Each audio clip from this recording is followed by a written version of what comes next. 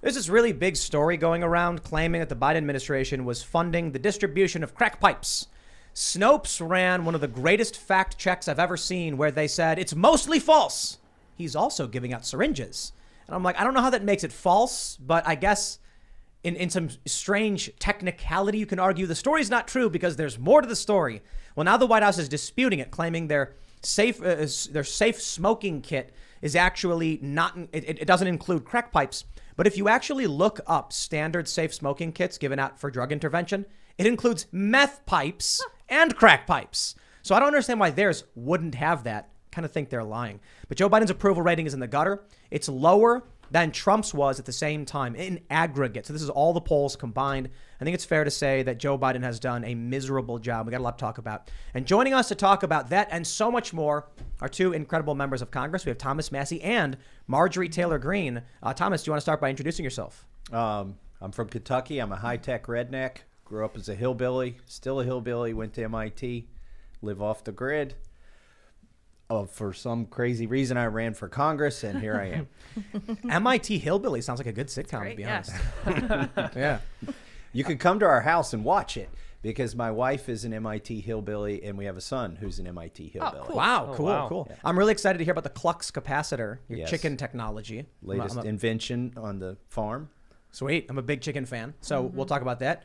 Marjorie, you want to introduce yourself? Yes. My name's Marjorie Taylor Greene from Georgia, freshman member of Congress, and I'm kind of like you, Thomas. I question myself sometimes, like what made me run, but I think America's worth saving, and happy to be here with my good friend Thomas Massie and join you all. So this is going to be a lot of fun. Excited to have you both, and we also have Seamus Coughlin of Freedom Tunes. Yes, Seamus Coughlin, Freedom Tunes. It's a political cartooning channel where I upload new animations every Thursday. We have one coming out tomorrow about the feds that I think is pretty funny. We're very happy with it. And I also released one 2 days ago about Joe Rogan and Fauci. Tim was in it. Yeah. What's up, everybody? I'm the voice of Dr. Fauci. And it was really well done. It was great. Thank you, Oh, you're Ian. welcome. Hey, Ian Crossland. Happy to be here, guys. Looking forward to talking tech and politics. See you soon. I am also here pushing all the buttons in the corner. Wish me luck tonight. We have a lot of people here tonight, but we'll make it work. Yes. We will. Before we get started, though, we have a really awesome sponsor. I'm proud to shout out Virtual Shield. Go to surfinginternetsafe.com and you can get 50% off of Virtual Shield's product for life. A VPN gives you a basic layer of security, and I'm really excited to be shouting them out. For one, they've been a sponsor of ours since the very beginning, so I'm grateful. But you look at what's going on with the January 6th committee. You look at how they're getting phone records from private citizens without any speed bumps. They go to these companies and say, give us the records, and the companies say, you got it. There's supposed to be a Fourth Amendment. Well, you got to take privacy into your own hands and make sure you're doing what you can to ensure that privacy, and a virtual private network can help you do that. Virtual Shield says their VPN service is compatible with all devices. It allows you to browse the web safely, securely, and anonymously using their global network of servers and private IPs. It lets you browse the web completely anonymously, so the big name internet service providers and other third parties will not be able to monitor your internet activity and browsing history.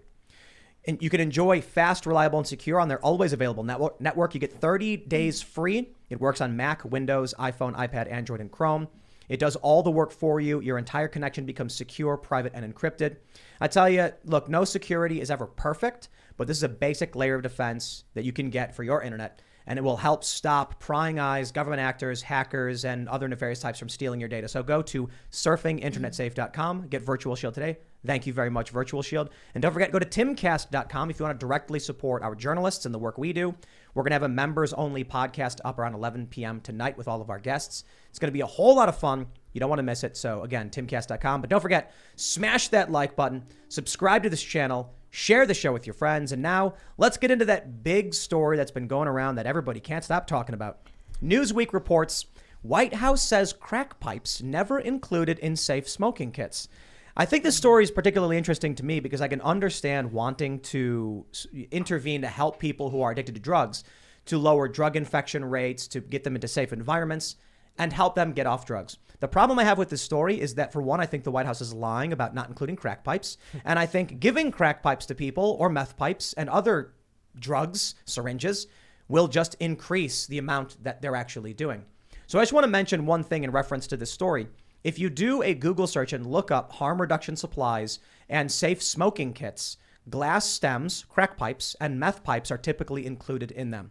Now that we've gotten that out of the way, I don't know if our good friends from Congress have any insights into this story or what was going on. Is it true? Is it false? And what do you think about it? I would like to say that fact checker itself, I reject the phrase. I mean, it's a synonym for corporate shill or leftist propagandist. Amen. So that's my take on fact checkers. I Well- wouldn't believe a word they say.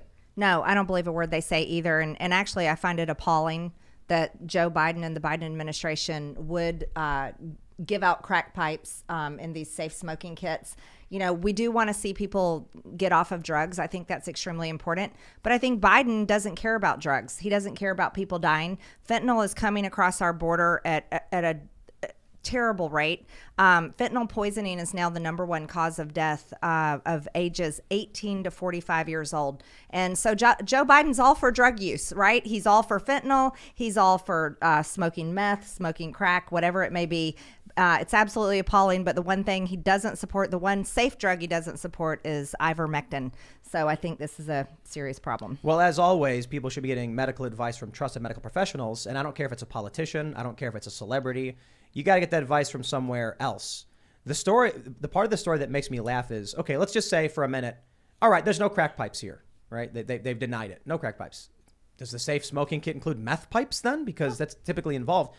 The issue is, even Snopes acknowledged the point of this program is to give priority to minorities to smoke these drugs. So that means that think about this for 2 seconds. Like the Biden administration is basically saying we're going to be funding programs that distribute drugs and drug paraphernalia to minorities. I don't think that's going to solve the problem of racism. Are they actually distributing drugs as well, or is this just a paraphernalia program? I think it's paraphernalia. Okay. To make sure that's clarified, like syringes and stuff like that. But if, like, I'll put it this way: if there's like a white dude and he's a drug addict, there's like a black dude and he's a drug addict, and your program says give the supplies to the minority, that means you're going to have less white people doing drugs and more minorities doing drugs. That sounds awfully racist and or like more horrifying. More white people getting sick from dirty needles, and that's also horrible. And Wait a minute. We haven't voted on any funding for this. How are they doing it? We've given them broad swaths. I don't know how they do it. I don't remember reading this in any bills. We have voted on one thing, though, in our Judiciary Committee, and that is to make sure there's parity in drug sentencing laws between crack and powder cocaine. Because in the beginning, it was actually the African-American communities who wanted maximum sentences for these evil people that were destroying their communities for crack. They should.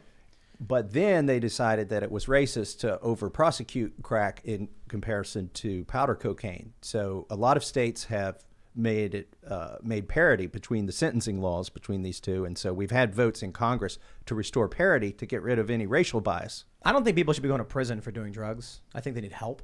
I don't know. How do you guys feel about that? I think drugs are so destructive. I mean, like I said, right now, the drugs that are coming across the border at just a record rate through the Mexican cartels are laced with fentanyl. And if young people are dying, if the number one cause of death for young people is fentanyl poisoning, I think drugs are a real problem. I really do. Is it number one? It's number one. Wow. Number one cause of death. It's not COVID-19. It's fentanyl poisoning. Now, Wow. I think we have the constitutional authority to regulate it at the border. But let's be honest, when they wanted to outlaw alcohol, they recognized at the time they had to do it through a constitutional amendment. So states might be able to do this, and the feds might be able to do it at the border, but I don't think we have the constitutional authority to ban substances at the federal government level. Yeah. I mean, honestly, I agree. I think, you know, the problem is, we talked about this a bit last night. We want people to not do drugs.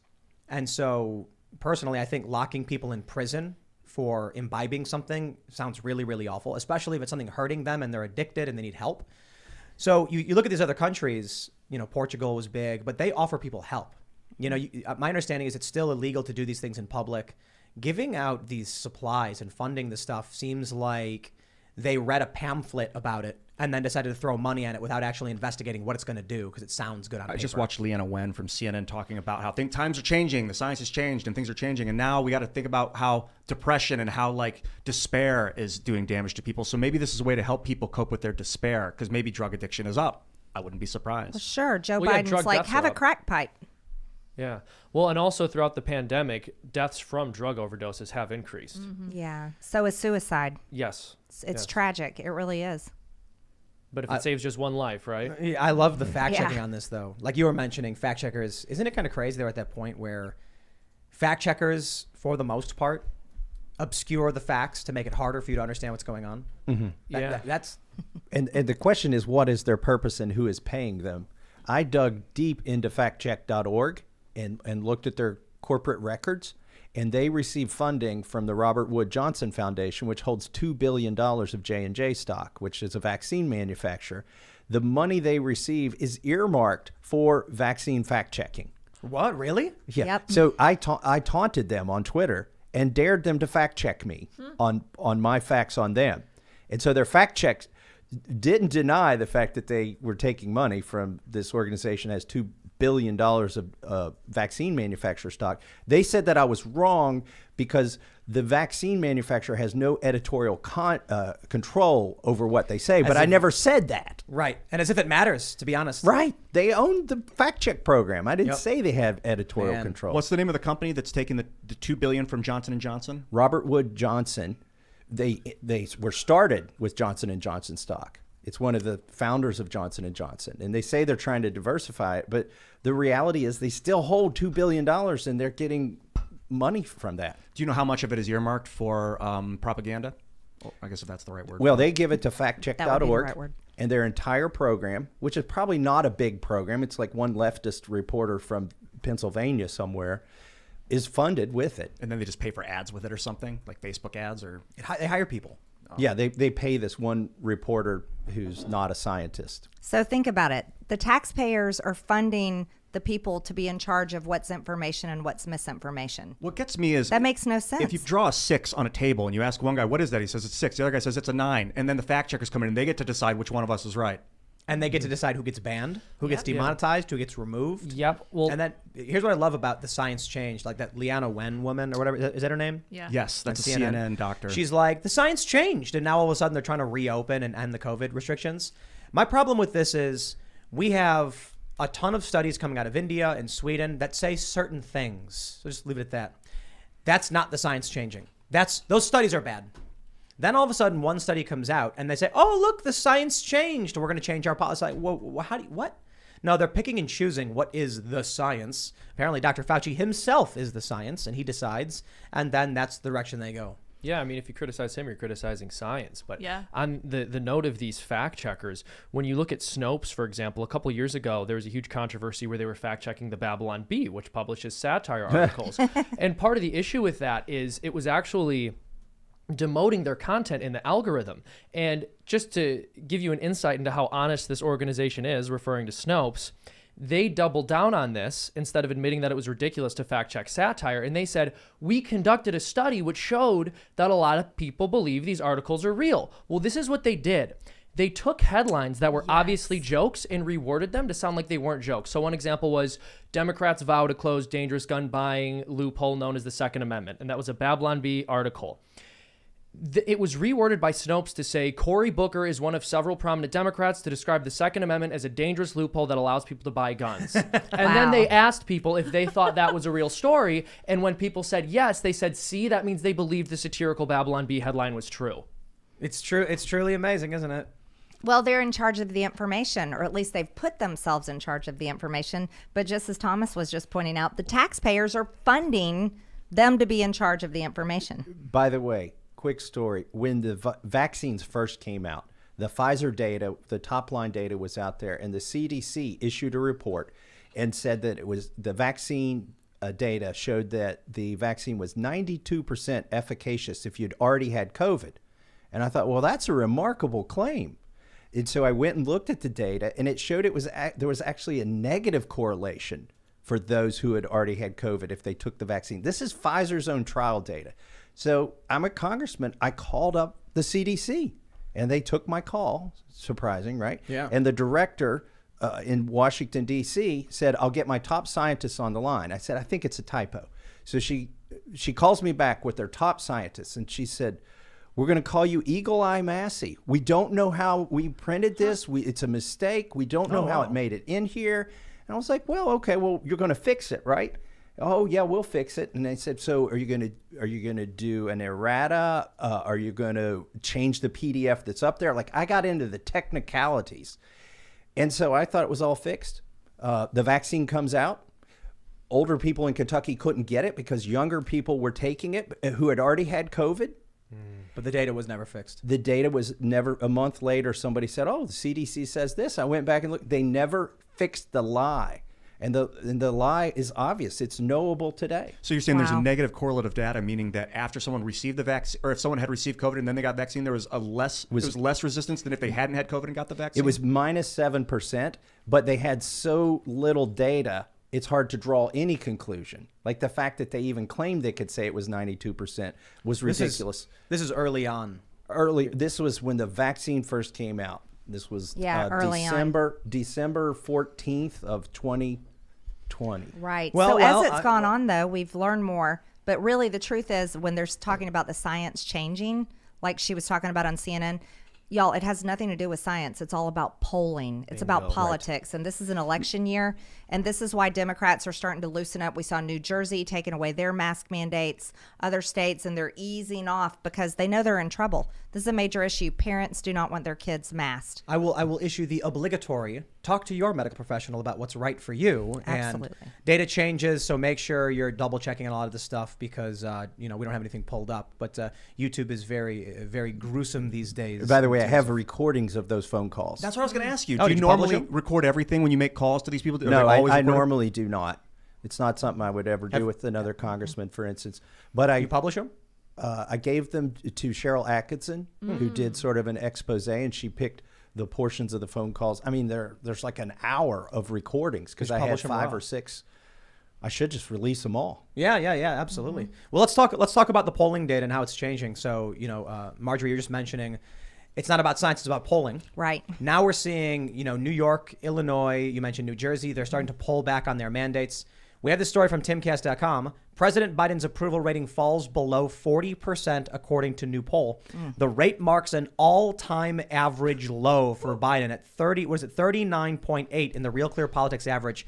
That is, I believe, like two or 3 points lower than where Donald Trump was at the same time in his presidency. I think it's fair to say the Democrats have gotten the message. When you look at Civics data, it's a website, Civics, spelled with a Q. You can see that on economics, on COVID, on the direction of government, independent voters and Republicans are very much in alignment. Republicans absolutely think the economy is trash. Independent voters think the economy is very, very bad. Democrat voters think the economy is good. Somehow, I don't know why. They must be watching too much CNN. Yes. But that tracks true for almost every issue. Wow. Black Lives Matter support, the COVID response. Democrats think Joe Biden did a great job. Independent voters and Republicans are kind of like, or Republicans are like, it's miserable. Independent voters are like, it's pretty bad. So it's weird that we have Democrats, the voter base, believing something that most Americans, or at least independent voters and Republicans, don't. I think obviously it's media, but I think the media narrative is breaking. That's why Democrats are going down in the polls. So it's not even just the polls. It's that they've lost control of the narrative, which results in the polls tanking, which results in them saying whatever they got to say to try and win, especially this year. I totally agree. Well, you can't lie to people over and over when they see something different in their everyday life. When they're going to the gas pump and gas is up to almost $4 a gallon, when they're going to the grocery store and the store shelves are empty and food prices have gone up, and then when they're taking their kids to school and their children are healthy and their children are just fine after 2 years of COVID-19, but yet they're still being forced to wear masks. And then there's children, suffering like with speech therapy and different type of, special needs kids. These masks are terrible for them.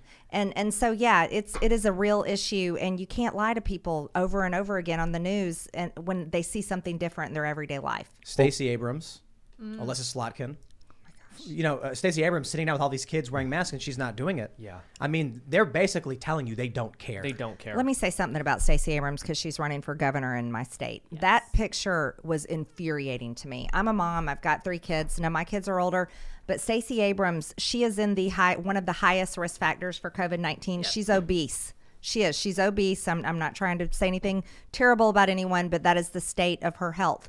She's sitting on the floor without a mask in front of all these children who are not at high risk of COVID-19. Those are the facts. That's on the CDC. That is the data. That science has not changed.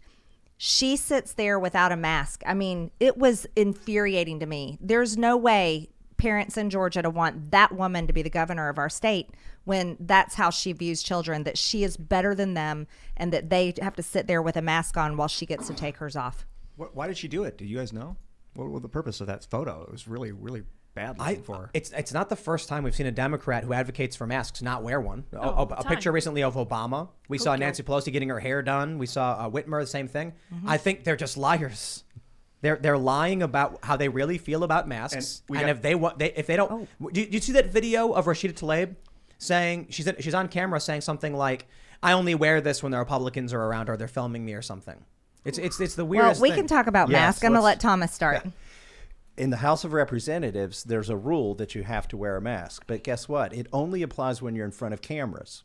What? Yes. No. Yes. Yes. Either the only place they enforce the rule is in a committee where there are cameras or on the floor of the House. Oh my! Not in the hallways or And when when you walk go in the out. hallways, Oh, wow. you'll see Democrats take their masks off. It's been that way for over a year. It's been there ever since it's been that way the whole time for me. Only if there's cameras. Should we- Now is that hold on? But I don't wear mine. Is that codified in the rules, like it says in the presence of cameras, or No, it doesn't No. say in the presence of cameras. functionally they just don't enforce it unless cameras are around? They functionally do not enforce it anywhere but on the floor or in a committee where there Incredible. are cameras. Where I have over $100,000 in mask fines, and my good friend Thomas Massie and I have something fun going on. I'm going to let you tell. So one day Pelosi goes out. The media says, "When are you going to lift the masks fines or the masks rule in the House?" Because remember, there was a period of time where if you'd been vaccinated, you could take your mask off. Right. And most of Congress had been vaccinated. So they asked Pelosi, and she said, "Until every member of Congress is vaccinated, everybody's going to wear a mask." And I realized, okay, the mask rule is now morphing into a vaccine rule. Yep. And so I organized, I don't want to say I led, but I organized 10 members of Congress, and Marjorie was among them, to go to the floor of the House and notoriously and openly violate this mask rule in front of the C-SPAN cameras. And we were promptly fined for our transgressions. And if she had just sent the bill to Georgia for Marjorie's case or to Kentucky, in my case, she would have been fine. We would have thrown them in the trash and she wouldn't have got her money. But what she did is she reduced our salaries. That's right. Whoa. Takes it off on the front end. How does she do that? Well, she violates the Constitution to do it because the Constitution says that the salaries are set by law and drawn from the Treasury. To be set by law, a law has to pass the Senate and be signed by the President.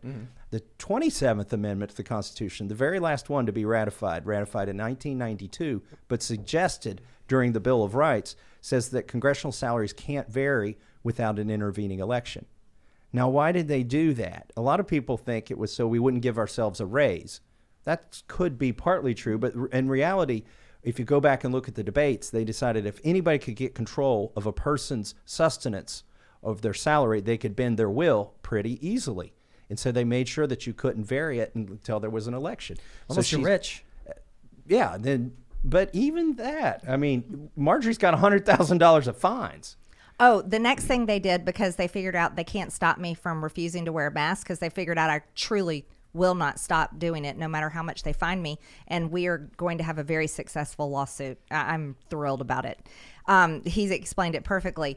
So they sent a letter. A letter was sent to Sergeant at Arms saying that they should put anyone without a mask up into the COVID box. And no one really the public doesn't know about the COVID box because it's not in view of the C-SPAN cameras. The COVID box, Nancy Pelosi had it built right before the vote for Speaker of the House in January of 2021. It is a plexiglass box up in the corner of the House chamber. Now, the plexiglass doesn't go all the way to the ceiling, and it's supposed to be the original design was for any House member to go there if they were sick or having symptoms of COVID-19. It wasn't for well people unvaccinated people or people without mask. It was only for sick people. But then Catherine Clark, who called Representative Catherine Clark. Representative Catherine Clark, sent a letter to the Sergeant at Arms because they're so offended at me or Thomas or anyone not wearing a mask, and they want to put us up in the COVID box. In the penalty box? Yes. Sounds like I body guess- check you up into the penalty box? This is beyond. When I think about how bad Congress is, the first time you came, Marjorie, and explained how they don't even really vote on the bills. They just like aye, nay, and then just like done. It sounds like Congress isn't a real thing. It's like a theater to make Americans think there's something actually being done about our problems. Speaking of theater, do you remember the title of this person who wants us in the box now? Yes. Oh, yes. What was her title? Assistant Speaker. Assistant Speaker of the House. We think that her real title is Assistant to the Speaker. Right. And then she just marked out. That's a to Dwight, the that's an Speaker. joke from The Office Yeah. by Dwight Dwight Schrute. Schrute. Yes, it is. Yes, Thank you Ian, for that's getting right. the I think Dwight it's- reference. I think it's funny that we're all sitting here laughing, and it sounds like the institution is just completely in decay and falling apart. Oh, it It's gets scary, right? worse. We can tell you more. Well, I was the guy that everybody hated. By the way, I was the most hated person in Washington, D.C. Now I'm just the most hated man now that Marjorie is there. But before Marjorie got there in 2020, March 27th, 2020, 10th day of flattening the curve, Congress decided to spend $2 trillion with nobody there and taking no vote. This is my favorite story, Thomas Massie story. One of my favorites. I got in the car and drove to Washington, D.C. and objected. And I said, the Constitution requires a quorum to be here in order to pass this bill. And they hated me. Nancy Pelosi called me a dangerous nuisance. Tell them what a quorum is. A quorum would be at least half of Congress needs to show up to pass. Which is how many people? 218. How many were there? Well, they were going to do it with one in the speaker's chair and one on the floor. They were going to do it with two people. That's like it. So remember I was telling you they'll pass bills with only a couple people in there saying yes or no? That is exactly what he's talking about. They were going to spend how much money? $2 trillion.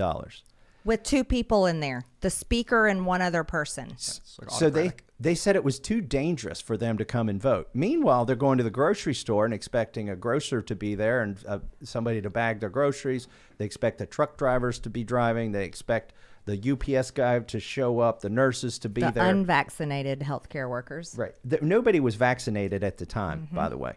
So anyways, I stood up. I objected. I said, I'm here today to make sure that our republic doesn't die in an empty chamber by unanimous consent. Is it like a cryptographic vulnerability to vote just vote digitally and then confirm it with a video chat? Well, okay, they hadn't. By the way, I think they need a constitutional amendment to do that. What they have come up with since then is a vote by proxy where a human being tells another human being on the floor, vote for me this way, so that they can't be compromised. It's basically human. So it works like this. I say to my friend Thomas Massie, I'm going to just stay in Georgia this week while Congress is in session. Thomas, will you vote for me? And then Thomas goes, sure, I'll be your proxy. And so I've never done this, by the way, and I will not do it. And I haven't either. Yeah, we don't participate. But this is what members of Congress do. Some of them have just hardly ever shown up, literally hardly ever shown up, and someone else just votes for them all So the time. this is like a representative having a representative. That sounds like they're Yes. not doing their Yeah. job. They are not doing their job unless you count their job as going to fundraisers. I mean, they would literally attend fundraisers. That's right. Instead of coming to vote. Term limits? Maskless. Do you think term limits Maskless. will end these nonstop fundraisers? I don't think so.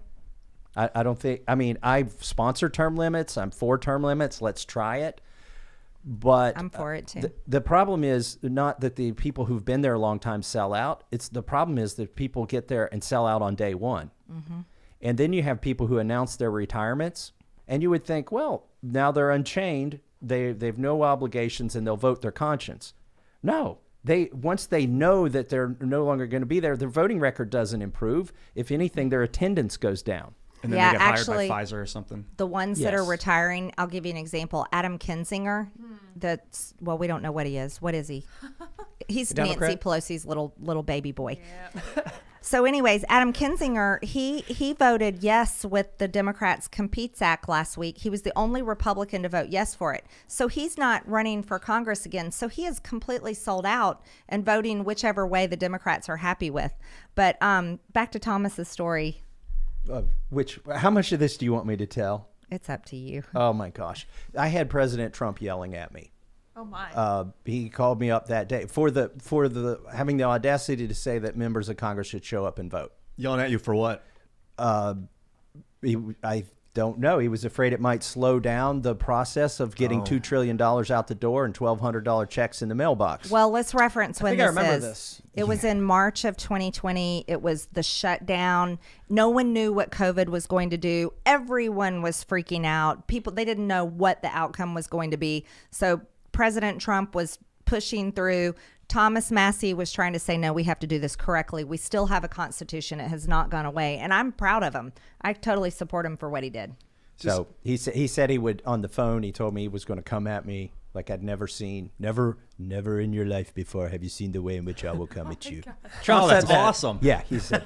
I feel like He also reminded me, which is true, he's more popular than me in Kentucky. And he said it would be the end of me. And I tried to tell him this was constitutional and we needed to do it this way. And it would still pass anyway because most people were for it. We just couldn't break the Constitution today. And he repeated, I'm coming at you like you've never seen. Thomas. Never in your life before have you seen the way in which I will come at you. And then he said that I was I didn't know what that meant. But before I got back to my seat, I found out. He said I was a third-rate grandstander. On Twitter. He That was tweeted, yeah. about you. On That's what Twitter, yeah. And you're I in was- trouble tweeted when you. that happens. Yeah, and that I should be thrown out of the GOP and some other stuff. So when I walked out of the floor, having objected and making everybody show up to work, which they hated, by the way, they still wouldn't take a recorded vote. Even though they had a quorum, they would not put their names on that bill. And when I walked out, the press wanted to know what I had to say for myself, that my own president had called me a third-rate grandstander. And I looked at him, I said, I was offended. I'm at least second rate. Did you guys see that story? It was several months ago, actually, but video recently got released of planes coming into New York carrying illegal immigrants, undocumented. So they were being shuffled into, I think, Tennessee. And the Biden administration was using military flights, Air Force, to bring, undocumented kids, illegal immigrants across the country. We got video released of one of these moments. So there was a big story about these planes landing in Westchester, New York. Video, body camera footage is released of these federal contractors refusing to show ID, refusing to explain what they're doing. The police who are doing security at the airport are like, what is this? This flight is past curfew. You're not supposed to be landing. Who are these people? Where are their IDs? And then one of the federal contractors said something to the effect of, if the American, help us if the American people find out what's going on, what we're doing. And the cop says, why? And he goes, because the government has betrayed the people. And that's a line from this leaked footage. The New York Post had this. I see stories like that, and it makes and everything you're telling me right now, and it really feels to me, one of the reasons the media dislikes you guys so much, especially you, Marjorie, is because you are regular people and you've somehow got into the room. And they're holding their wine glasses, pinkies out, and like, oh heavens, like the help is in here. Like, what do we do? Like the plebeians. I'm pretty sure they said that. you guys both you guys both were like basically independently wealthy or had enough that you didn't need to make money out of Congress when you got there, I would imagine. I know you said you had a construction company. Yes, we have a construction company, but for me it was more about I've got so disappointed in Republicans not doing what they said they were going to do, and I just got so concerned, and I thought, you know what, I'm going to run for Congress and hold them accountable. And actually I want to be part of a Republican conference that does the things that we say we're about. And also, I mean, I never apologize for this, and I always say it. I'm very proud. I've always supported President Trump, and I loved his policies. And so when I was running for Congress, he was running for re-election for a second term, and that was something I wanted to be a part of. I really wanted to be a part of a Republican member of Congress, hopefully finishing out his America First agenda. Now, I don't like the spending. I'm also honest about that. I want to see we should have a balanced budget. Actually, I'd like to see a budget that makes a profit. I'd like to pay off the debt. These are things that I think we should be working towards. But he was the first, president that I believed in, because I felt like every other politician and most of the time they've been selling out our country. They've moved for decades. They've moved us into this global economy, which is hurting every single American. That's outside of politics. That's selling our country out. And so, it wasn't about money or a career choice at all for me. It was about, I feel like I have to do this, for my kids' future. and I didn't trust anyone else to do it. When you think about paying off our debt, do you think that we could default on the interest to the Federal Reserve? I think we have serious problems. I don't think our dollar is going to be worth anything pretty soon. And I think China has positioned itself so well, and because of our politicians who have moved us into this, I mean, Hunter Biden should be in jail.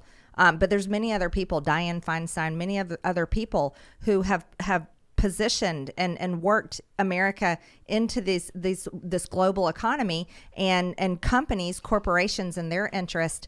I really worry about the dollar being worth anything at all. With everything we've seen that inspired you both to get involved in Congress, how optimistic or pessimistic are you? Do you think we're doomed? Do you think we've got sunshine heading our ways, or what's going on? Well, let me clarify something Ian said first. I'm not independently wealthy. I'm just independent. I live off the grid. We raise a lot of our own food. I don't need the job. If I didn't have the job, we could go back and sustain ourselves on our farm. And so that's where I draw my strength. Not that I've got a big bank account. Yeah, wealth doesn't even mean money. Well, don't need it. We don't need it. So that's where I draw my strength when I go to Mordor. It's just what I call it. So are you guys optimistic based on your time? Look, I'll put it this way. You've told us a lot already that's like really bad. The COVID box, the not voting on things, the trying to shuffle through trillions of dollars. And I'm just like, you've got to be particularly jaded at this point, right? So I'm jaded, but I'm not apathetic. I still want to fight, but the process is getting worse and worse. Rank and file members are excluded from the actual legislative process. More and more, the only vote you take that matters is at the beginning of the year when you vote for speaker. And then basically there's a top-down structure that's in control of the legislation. This is why, to Ian's point about term limits, there are permanent staff there. I'm not talking about the staff that work in Marjorie's office or my office, but I call them the deep Congress. There's the staff that will be there when we are long gone, and they were there before us. And when they so choose, they could go work on K Street, or maybe they came from there. Term limits for staff. That would be a big deal. That would be a huge deal, because he's right. Thomas is right. The staff never leaves, but members of Congress come and go. How do I feel? I always have hope. I'm a Christian. I'm very open about my Christian faith, so I always keep hope. And I think that's the best way to look at every single situation we find ourselves in, no matter how dark it looks. I will tell you what happened this past week, what we found out through one of our colleagues, Troy Nels from Texas. The story he told about one of his staff on November 20th coming into his office during Thanksgiving week and finding Capitol Police in his office that had been taking pictures of Congressman Nell's whiteboard and things in his office, and then questioning his staff without a warrant or anything like that, questioning him about things on the whiteboard. That terrified me. But then we also found out Congressman Louis Gohmert from Texas also told a story and showed evidence. He actually showed it of mail that was supposed to come to him to his office, but it went to the Department of Justice, and then the Department of Justice had opened the mail, re-stamped it, and then they delivered it to him. That should never happen.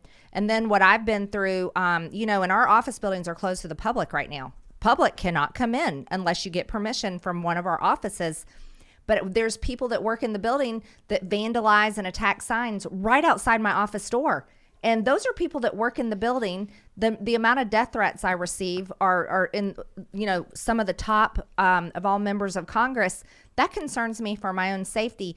So when we're adding up all these things and we don't know what's going on, it's terrifying. This should never happen in our Congress. Yeah, are there no cameras to see the vandals? I've requested for months. I have asked over and over for the Sergeant at Arms and Capitol Police to put a camera in the hallway right above my office. And guess what? No camera. It should be live streamed. I mean, But national security. They can pay for illegals to fly across the country in the middle of the night, and we haven't voted on that, have we? In secret, We have not. And then the contractors admit to the body cameras that they've betrayed the country. I'm just gonna jump right into that hot tub and say it. If we're at the point where the public is barred from these buildings, and political rivals who work there are vandalizing your offices, when you've got accusations, let alone if it's true, like maybe Troy's wrong about this, maybe the Capitol Police are right, it doesn't matter. When you have such a hard divide where one side says Capitol Police dressed as construction workers broke into my office, photographed protected materials, and then interrogated my staff a few days later about it, civil war.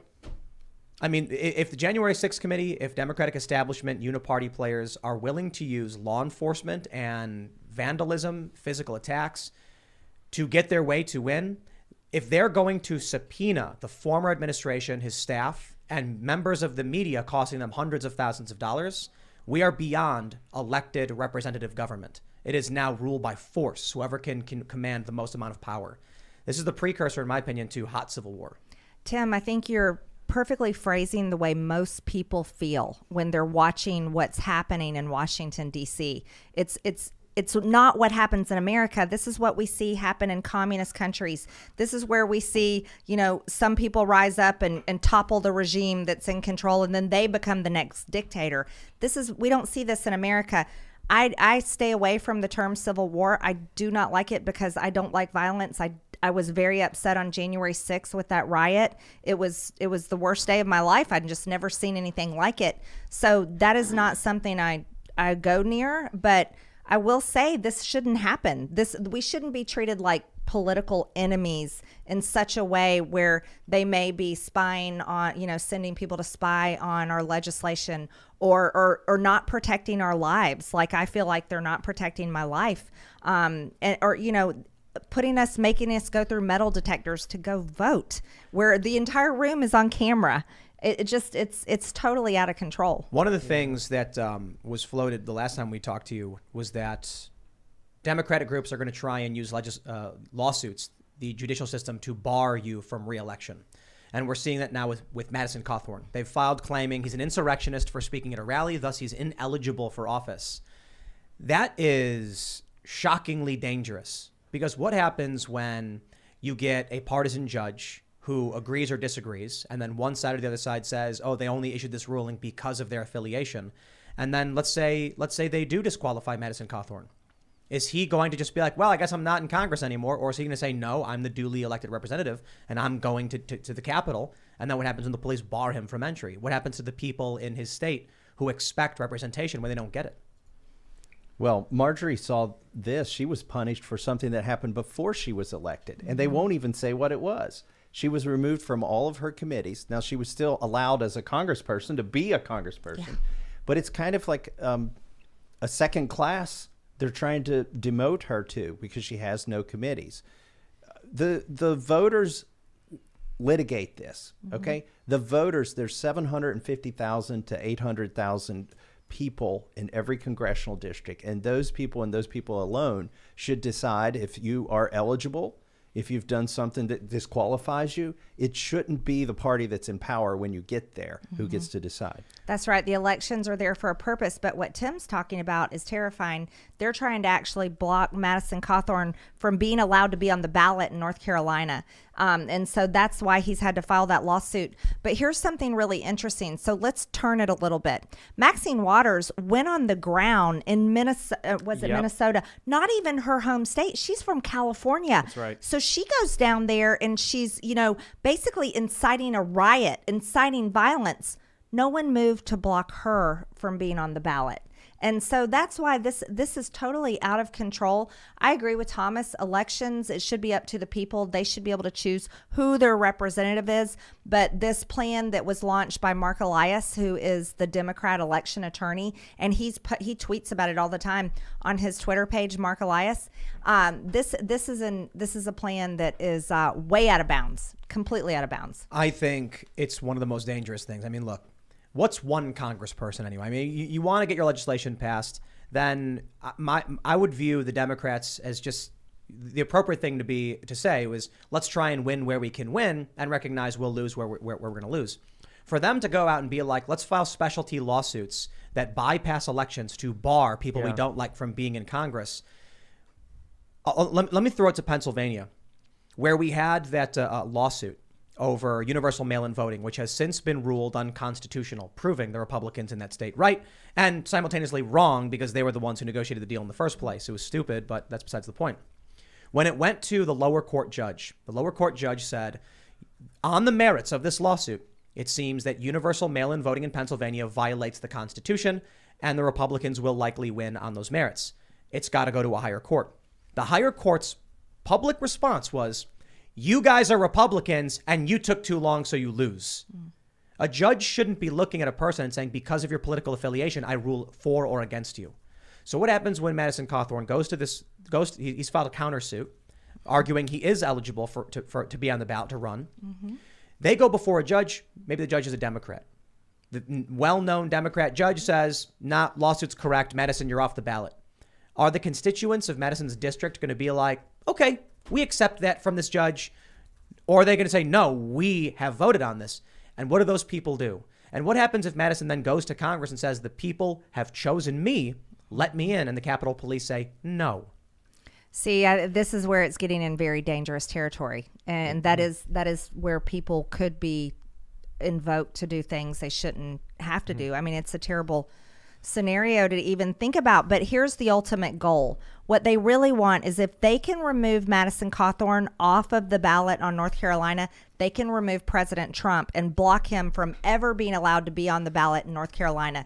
And if a presidential candidate cannot be on one single state, it's impossible to win the election. And it's all about the electoral college votes. It's the count. If he's not on North Carolina, he cannot win if he's running again in 2024. Yeah. I think it's also more than that. That may be the main thing. But look, it's about intimidating members of Congress because that congressional district in North Carolina is going to send a Republican to Congress. It's not about them trying to get some leverage in the majority and to get another Democrat there.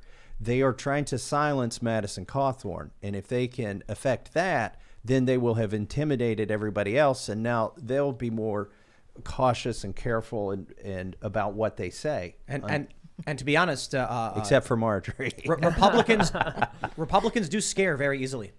They're very scared of the New York Times opinion page. You know, often they're more concerned about the opinion of the New York Times than their own constituents. There are very few politicians in general. I mean, look, the Democrats tend to walk in lockstep. They capitulate to the far left relatively often. The Republicans have a handful of people who are principled and stand up. For the most part, a lot of them are just like, I don't want to offend anybody. I better just play ball, which is why you end up with Democrats saying ban all guns and Republicans saying, no, wait, don't. A strong Republican should be saying, unban all the guns. Exactly. Give them out to everybody. Well, that's what Thomas says. Exactly. Well, that's why you guys are probably Amen. this is probably why Dan Crenshaw canceled on us twice. And I'm not trying to be disrespectful, but it's true. Dan Crenshaw agreed to come on the show. He canceled. He said there was a vote. I said that's no big deal. You owe us nothing. And they communicate. I'm saying personally, but the communications with our producer. And then he was supposed to come on yesterday, and we got word there was a scheduling conflict. I mean, this is how it goes with the overwhelming majority of politicians. There's very few that actually are principled people who can speak candidly and honestly and don't have to worry about tripping over their own fake words. Who canceled today that you had to invite Marjorie and I?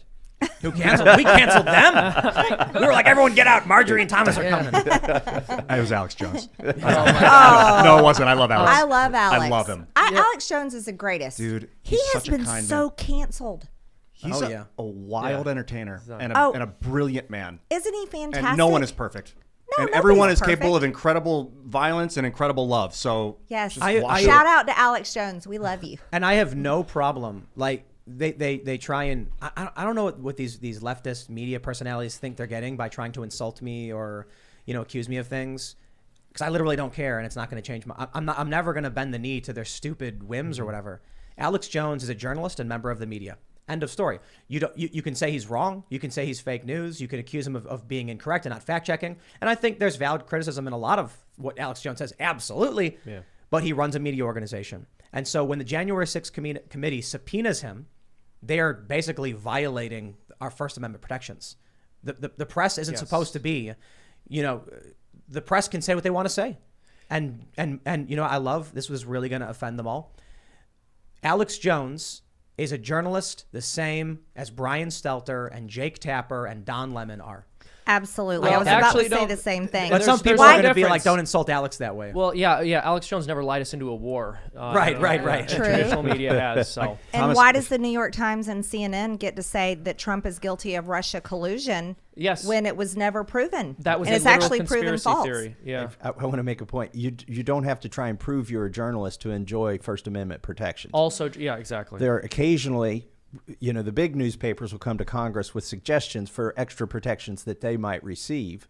And it should extend to anybody, whether there's one person listening to your podcast or whether there are 10 million people subscribing to your newspaper. I want to follow up on asking you about legalizing guns because I hear you are interested in that. When you talk about that, are you like Tim sometimes says, repeal the Second Amendment? I think he's not repeal the Second Amendment. No, not repeal the Second Right, Amendment. yeah. The opposite of that. The opposite. What do you say? Repeal all gun laws and make everything And like what about protect it. nuclear weapons? Repeal So- the NFA and abolish the ATF. So how far? Abolish okay, the regarding that, ATF. how far do you take it with destructive weaponry that you think people should be legally allowed to possess?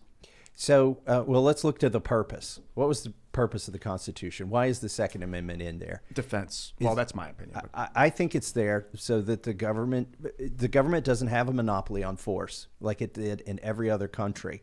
The people have the right to bear arms in our country. Why is that? It's so that tyranny can't prevail in this country. Can I elaborate Yeah. on that? I hear that a lot, and I think we can go deeper on that. Tyranny doesn't need to come domestically; it can come from foreign adversaries. Right. We can be conquered, or we can be corrupted from within. The right of the people to bear arms means that, as that famous apocryphal saying, "There's a gun behind every blade of grass." You ain't invading this country. At the same time, tyranny from within. So to Ian's point, where do you draw the line, right? Is it a nuclear weapon? What is it? Well, first of all, let's acknowledge that whatever the police have to protect you when they get there, you should have until they get there. Okay, so anything any police department owns should be fair game, whether existing laws would ban it or not. I don't think that one person should be able to take over a country. One person shouldn't have a weapon that enables them to do that. But the people need to have sufficient weapons to throw off tyranny. And it can't be where like 99% agree that it's tyranny. What about cyber weapons? Like the police has like hacking tools and stuff. I don't think that applies to the tough. Second Amendment. Maybe not yet. But I think there's a but problem why? there. There's a problem there with the Fourth Amendment. Are you saying that should people be allowed to have them? It's software. It's math. Like, I don't think you should ban it. There's no force free the software code of any hold on a second. police code? We need some clarification. Is it illegal to possess a malware or a virus? Is it illegal to possess? It is illegal to infect someone's computer with a virus or malware, but is it legal to simply have it? Because if it's not, well, it's legal to have guns, but it's not legal to just go and shoot somebody, right? Yeah, I wonder what levels of tech the police are using right now to spy on people. I know they have things where they can like listen through walls and It doesn't matter what the technology is if they're violating the Constitution. This is the thing. It's timeless. And so if they don't have a warrant, the police should not be able to use that technology, whatever it is. What's that thing they got where they take planes and they have this box that just takes all cell phone data and just breaks it? I forgot what it's called. The police have this technology. So whenever there's a big protest, you'll see like a plane fly overhead, or they set up mobile cell sites, and they have a device that just takes everything, all of your text messages, all of your phone calls, everything. They get it all. They had those at many of the riots during 2020, and I don't know if it's factual, but I'd heard that they had them on January 6th as well. so Probably. I wouldn't be surprised if the Capitol has them just placed everywhere, and they're constantly spying on and monitoring everyone's cell phones. So the first part of your question, you say the police, the local police, we should be on par with the police. What about the military? So let's go back to the Revolutionary War, because that's what was fresh in their minds, right? When they wrote these articles and then later the Constitution and the Bill of Rights. You would need, the people need to have sufficient arms that, let's say, if 30 to 40%, Tim and I were talking about this before the show, if 30 to 40% could agree that this was legitimate tyranny and it needed to be thrown off, they need to have sufficient power without asking for extra permission. It should be right there and completely available to them in their living room in order to affect the change. And Joe Biden, He has that famous quote where he's like, if you want to take on the government, you need, nuclear weapons, which is just not true. It's not true at all. The crazy No. thing Fighter is, jets can't occupy street corners. Yeah. Also, how did we lose Afghanistan? Right. Oh, look right. what a It wasn't turmoil because is- they were a yeah. nuclear power. Yeah. Right. There. Yeah. The Taliban building nuclear warheads and yeah, MIRVs in the exactly. the mountains. problem would be like if 1% of the population had weapons that were so strong that they could take over. Well, Right. this is a And they good should. point. Or because 20%, I or bel- 18. Like, I where does believe, that? What is- I believe the Second Amendment protects your right to own nuclear weapons. I believe an individual citizen in this country has a right to own a nuclear warhead. But not a delivery device? Oh, all of it. All of it. I Well, think. Tim, what about I think- biological weapons? Absolutely. All of it. All of it. The Second Amendment does not say the right to keep and bear arms shall not be infringed unless it can kill a certain amount of people, unless it is a nuclear weapon, unless it's a biological weapon. No. It says arms, arms, arms, arms. Nuclear arms, biological arms. It says arms. You got an issue with that. I can certainly understand why. You have to amend the Constitution. You cannot just decide, well, we as a culture hereby agree nuclear weapons are bad, so Constitution doesn't matter anymore. No, then you get together, you have a convention of states, and you say, we all kind of agree I this see. is So bad. And it's we're not gonna- that you we're gonna- want nuclear weapons to be legalized, but principally you think they should be until we amend the Constitution. It should not be hard to amend that. Or in do my you opinion. principally think we should? Do you principally think we should have? Well, hold on there a minute. Not necessarily, but I do think it's an interesting point you made, Thomas, that individuals should have the ability to be at least on par with the police. I mean, the police have a ton of technology and weapons like LRADs, acoustic weapons. They've experimented with light weapons and other things that we don't have access to. They also have, I'm pretty sure, police have select fire rifles, which are regulated under the NFA, which we have a very difficult time getting. But if we're talking about, let's say we're going to look at the purpose of the Second Amendment, and that's why I wanted to add that portion where it's not just about domestic threats.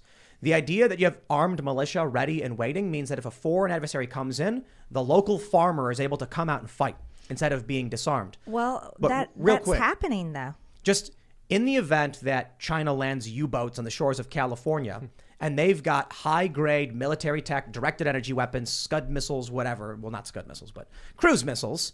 What do the American people have to resist that as they invade, if they invade? And it could happen here. Can I give you a case that's not that abstract? Yeah. And may certainly be in play? I think Putin's calculus in Ukraine is not whether it takes him 4 hours or 4 days to establish air dominance over that country, because it's certainly not more than 4 weeks, right? The question for Putin is, once you do that, are your soldiers willing to walk out in the street when somebody in a jogging suit or in their pajamas, some grandma in their pajamas in an apartment building in Kiev decides to blow your brains out, and you're just a soldier from Russia that wants to go home and be with his wife and kids? Exactly. That ultimately is the calculus that Putin is making. It's a calculus anybody should make before you go into Afghanistan or something like that. Do the people who own the stuff, are they willing, is a certain minority, a certain group of them willing to defend it with their life? If they're not, then it's not their country. It won't be their country for long. A dictator will take over internally or externally. And what weapons do they have? Are they Right. willing to die for it? And what weaponry are they willing to use? That's a fantastic allegory. Thank you. Well, I think one way we can look at this, I know in Georgia right now, we really want constitutional carry. That's something that's being pushed very hard. I believe the Georgia Senate is about to pass it. We're hoping that the House will pass it and our governor will sign it into law. But talking about people invading our country, that's happening at the southern border every single day. And you talk about farmers. We had a House Freedom Caucus. We had a panel and we had Border Patrol agents come in and many different people.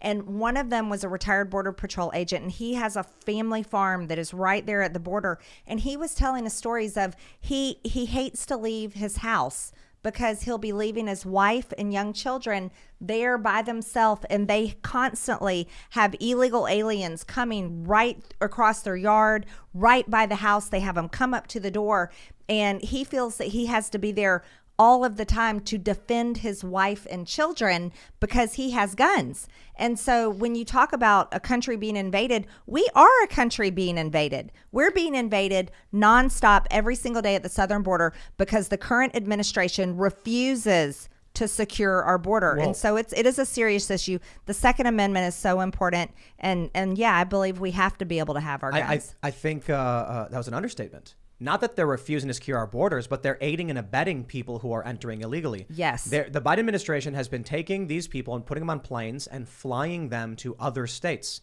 One of the biggest stories, the biggest scandals was when Republicans in Tennessee got wind that in the dead of night, they were bringing underage, undocumented children via military plane into their state without telling them and then just releasing them into communities. I mean, look, that is beyond just having a weak border. That is, hey, let's taxi you to wherever you need to go and we'll help you get there. I mean, that's insane to me. And it's worse than that. Look at what we do with foreign aid. Every year we send just millions and billions of dollars in foreign aid to these countries. Guatemala, Central America, Mexico, all of these countries. We send this money to these governments that aren't taking care of their people, and we don't even know what they're doing with that money. We don't even demand an account. I would like to see an account of what are you doing with this money. Personally, I'd like to cut it all off and keep all that money back here at home. But then these countries, these leaders, these governments who we're paying send their people, they just let them go and send them up here to invade our country. I mean, this is insanity, and it should just never be happening. Rather than us giving foreign aid to other countries, why doesn't the Federal Reserve just print the money for them and leave us out of it? Well, what's the difference? Yeah. Why do we pretty have to much pass still- it through our it's still- government just to make us feel good about it? It's still flooding, the saturating the the way. market. Yeah, well, and the money document supply. it and cut out the middleman. By the way, a lot of those $1,200 checks went to people overseas who Yeah. were not Americans, didn't have Exactly. a green card. Oh, I see, because then there's little to no oversight because we have yet to audit the Federal Reserve. We need haven't to done audit the that. Fed. Yeah, we do need We to should. do that. Totally audit the Fed. So let me ask you some questions. You're stripped of your committees. Are you able to write up bills and stuff? What does that mean for, you know? Oh yeah, I can write bills, submit bills. I've co-sponsored some of Thomas Massie's bills. He's co-sponsored some of mine. Fire Fauci. We are totally all about getting rid of Anthony Fauci. No, I operate completely as all the other members of Congress. I just don't have to be a Republican that sits on a useless committee because Democrats are fully in charge right now. That's actually, it's been a great thing. I think I've had the advantage of learning more and working harder on the outside, being without committees in this Congress, especially when Republicans are in the minority. But the good news is I get committees back the next time. Oh, okay. Have either of you drafted legislation to either repeal the NFA, abolish the ATF, or audit the Fed? Abolish the ATF. You did that one. Yes. Yes. I've got the- Beautiful. Yes, very good. I've introduced Audit the Fed every year that I've Oh, been in every year? Congress. Yeah, I should have known that. Sponsored it. I Right gotta on. make sure I'm a co-sponsor. on And that. does Rand Paul do that in the Senate? I believe he's big on that, isn't he? Oh yeah, yeah. oh, I'm yeah. on it. And then- I'm on it. Him and Thank you. Bernie were working on that, weren't they? Interestingly enough. In a Oh, Bernie's bipartisan had a effort. change of heart. Bernie was all for it when he was in the House, and a lot of these senators were for it when they were in the House. We've passed it through the House, and then it goes to the Senate, and then people magically had this epiphany when they got to the Senate that we shouldn't audit the Fed. Yeah, it's kind of like Amazing. how he had that magic epiphany that millionaires weren't bad anymore once he became one. Now it's just billionaires. Right. If you want to have a house, you can write a book. Write a good book. It's true. You can do it. By the way, I was getting when Trump was going to name Betsy DeVos to be the Secretary of Education. I got swamped with phone calls. People were telling me not to vote for her, and we had to explain I'm in the House, I'm not in the Senate. So clearly, the education system has failed you on this point. But But she knows about CRT. You know, look. but they said the people said that's just an excuse. We know you can do something. So I did. I wrote a bill, a one sentence bill, because my colleagues, a lot of them don't have a long attention span. It says that, and I've reintroduced it. It says the Department of Education shall terminate on December 31st, Oh, so great. 2022. And So that's the great. entire bill. So now when they call up and they're mad, or when they were calling up and they were mad, I said, well, I've introduced a bill to eliminate her job. So Yeah. you don't have to worry about it. Because I don't think that the president or his appointees should decide how or what your children learn. Amen. Yeah. Amen. It's funny how when it's, Donald Trump, they agree with you, but then as soon as you get a Biden, they're like, well, hold on there a minute. I'm kind of okay with it now. My problem with ending the education department is that it ends a lot of people's livelihoods. So a lot of people behind the scenes are like, "Oh, f that, we're gonna stop him." But if you can transmute the department into some other useful tool or function, can same I- with the Federal Reserve. I don't Well- just want to cancel cancel it. I want to create a new economic structure and then, port over. But Ian, the other day you were sort of making a point about automation and how it's inevitable and we don't want people to do jobs that aren't useful. And if the Department of Education is unnecessary, those people should just be occupying different segments of the economy. I've got those numbers. There are 4,000 people at the Department of Education. None of them have written a book or taught a class.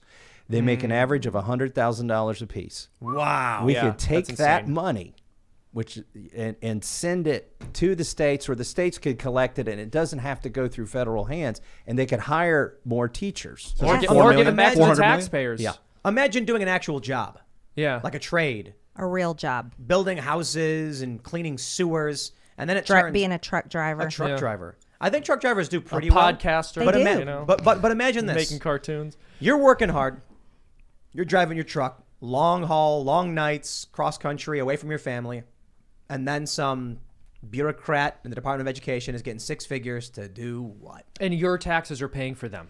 It's Yeah, insane. your taxes. And it's the party of empathy and compassion who cares about the working class that is ensuring that this will always be the state of affairs. They're for the worker. I think for that the worker. if we Exactly. canceled it, it'd free up 400 million, which would translate to, I think, 8 million per state. Is that what that comes out to for teachers to hire teachers? That could be a mass movement. Well, Should be a mass movement. Yes, but is it also possible that you both could just introduce more legislation to terminate more departments within the government? I honestly personally don't care think which one. we shouldn't pass bills and create more departments. We need to get rid of departments. Well, that's what I'm we saying. need to Amen. reduce the size of the federal government. Yeah. So- That is So- the biggest problem. It's out of control. So I like where you're going with this. It's one sentence: the Department of Education will terminate. Have you considered that for any other department? Or all CDC of would them? be at the top of my list. Oh, yes. Oh yeah. Why is that? Because they're counter to health policy. Exactly. Like they've not just been a benign waste of money, they have been hurtful to health. It's not economy versus health. By solely focusing on the virus, they have neglected suicide, diabetes, heart disease. That was something But- Leanna but- Wen also right, said. but is this that an issue we've of been neglecting? Is an issue of government failure, right? Is there a private response that would have been better? I think the Department of Justice is one we should seriously look at. They have weaponized and gone after parents that are going to school boards, demanding about how their children are being educated, how their children are being treated at school. The Department of Justice has completely gone way past their bounds. You guys ever see that movie with Robin Williams? What was it called? He's the comedian who becomes president by accident, or he runs for office. Yeah. What was that called? We watched it, and it's kind of a weird movie because it really feels like propaganda almost. We had this period Man where of the Year, Man of the Year, 2006. where Jon Stewart was very popular and people were like, Jon Stewart should run for office with Oh my Stephen gosh. Colbert or whatever. And this movie comes out where it turns out the comedian realizes he shouldn't be president, and the people don't want a populist leader. They want experts who know what to do. And I watched that movie. I just find it so strange. But anyway, If you're looking for an analog to what's really going on, watch Idiocracy. Yeah. Oh, for sure. definitely. But Dietary. here's my point, right? Electrolytes. We It's have what plants crave. we have these tropes that the people want a down-to-earth, funny guy to be, the president or the leader, and you end up with a Trump. And I'm wondering if the people would just accept politicians who are like, once I get in, I'm gonna vote to shut it all down. That's all I'll do. You get your money back, you figure out what you want to do with it, and then we're gonna shut down all these departments across the board. They want a plan. They want to dream. They want to close their eyes and see the world that you're envisioning. I think some people do. Some people do But- want that. Yeah, I mean, I think to be honest, that's someone I would vote for. Now, maybe I'm a niche voter here, but one thing I really appreciate about both of you is that you're actually talking about reducing the size and scope of government and terminating some of these agencies. And interestingly enough, whenever someone who's conservative tries to do that and tries to go back to the way things were as a conservative is supposed to, they're called an extremist. All the establishment conservative is supposed to do is either A, try to maintain the size of the government and maintain the institutions which were all set up by big government leftists in years prior. And the moment anyone tries to do more than that and reduce the size and scope of government, they're an extremist. Can I explain the feedback mechanism that causes that to happen in Congress? Please do. So you get selected for committees based on, it's almost like a beauty pageant. And the lobbyists are the judges. Wow. And the lobbyists who have their interests in front of those committees. And so you have to get cheerleaders on K Street who want you to be on that committee and oversee their stuff. So you're already self-selected for perpetuating their things. So that's why on the Armed Services Committee, even when Republicans get in charge, they're not likely to repeal the vaccine mandate because they are doing, in large part, what the generals do. When I was on the science committee, NASA, the people at NASA write those bills and send them over and say, this is what we want. And the congressmen are so busy and can't understand most of it. They rubber stamp it and it rolls through, and maybe some of it goes to their district. And because they were chosen to be on that committee because they have something in their district that committee funds, and it's important to their constituents, so that once they get on, they want to keep funding it. How do we solve this? National divorce. Yeah, but that always will result in a civil war. It shouldn't. It doesn't have to.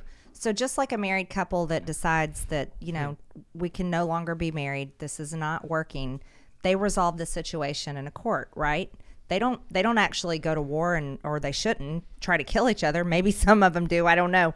But they dissolve it. They dissolve their marriage in a court. And so essentially really what national divorce should look like is it should go back to how our nation is founded, where state rights were far more important than the federal government. And the federal government's role should be reduced down to a very small role, and state rights should be so strong. And so that, if you want to live in a state where everyone has to be vaccinated, everyone has to wear 3 masks, at least 3, maybe 4, and then you want to have a more communist style state government. And CRT's taught in the schools. CRT, absolutely. And all of these radical things, or what we call radical, but they may love it. Sounds like Massachusetts. Or California. But they should be able to have that. So, and then if you're like Kentucky or Georgia even, or Florida, you want to have a more conservative, pro-traditional family values. Let's say that you want to say, no, you can choose to be vaccinated or you can choose to wear a mask,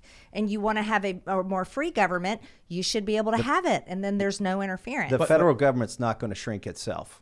So here's the issue, though, because we had Ron Perlman, he's the celebrity who played Hellboy, come out recently and say Republican states should leave and we should leave. And this discussion about national divorce has been on for a long time. But what people don't understand is that's exactly what happened in the first Civil War. It wasn't like you had all of the states fighting in Congress and then all of a sudden started shooting each other. In fact, what actually happened first was several states said, we out. And they went, okay, bye. And then I actually pulled it up from the Library of Congress. In January of 1861, you had 11 states seceding to form the Confederacy. And Lincoln hadn't even been inaugurated until March. Yeah. It wasn't until the South started seizing forts that the North said, hey, you can't do this. So what would happen in the event of a national divorce? Sure, California, Illinois, New York might be like, we're going to Canada or something. But then all of a sudden you're going to have one state's got a nuclear arsenal. And they're going to say, we're the true government of the United States of America, and those nukes belong to us. And then one of these states, is whichever faction is in control of D.C. or whatever, they're going to say, no, it's ours. You can't take it. And we're going to then, relocate these weapons. And that's basically what happened with Fort Sumter. Let me give 2 examples of successful secession in history that everybody knows about and everybody forgets about. Mm-hmm. And one's very specific to your case. Ukraine used to be part of the Soviet Union, and they left. There were a lot of those. Well, the Soviet Union collapsed. So did it? Wouldn't the Soviet Union call it a collapse if America sort of fragmented? They would look at us and say, your federal government got so unwieldy. That's true. You overextended your Federal Reserve and your army, and you collapsed under your own weight, and now you're separate states. That's true. Okay, so it's been done there, but it's also been done in the United States. There's one example, and I was born in the state that seceded that nobody talks about, and it successfully seceded, West Virginia. June of 1861, residents of the western counties of Virginia did not wish to secede along with the rest of the state. This section of Virginia was admitted into the Union as a state of West Virginia on June 20th, 1863. So they seceded from the Confederacy. Oh. Mm-hmm. But to do so, they had to split a state in half. And it's been totally accepted. We go on with life as if it's normal that a state just said, we're going to separate. They didn't go back together when Virginia came back into the Union. So a state has seceded from a state. It's happened. What about North and South Carolina, North and South Dakota? Were they once Dakota and Carolina? No. Yeah, I think they were always Maybe No. as territories Yeah. for a brief moment. Gotcha. But I think it's naive to believe that the United States is always going to exist in these perfect 50 states under this, under the federal government that keeps expanding and expanding and expanding. And I think it's irrational for people to think that Americans are just going to sit idly by while our federal government completely becomes tyrannical and out of control, like we've watched it do over the past year. And no one wants violence. And I'll say again, I'm completely against a civil war, even though the media tries to say I say things like that. I never do. But I do truly believe that if this becomes such a broken nation, and we have one party that is trying to rule over, like the Democrats are trying to rule over Republicans, to the point where they are deciding what opinion we are allowed to say, whether we can stay on social media or we have to leave because we're spreading what they claim is misinformation. If they get to a point where they're saying we're going to control your what you're allowed to do with your body and what you have to have injected into your body, and you have no choice or say, they're coming to the point where they're saying this is what your children have to be taught, and parents, you have no input or say, and your children essentially belong to the state, like some people are actually saying out loud, and that's happening in the state of California and elsewhere.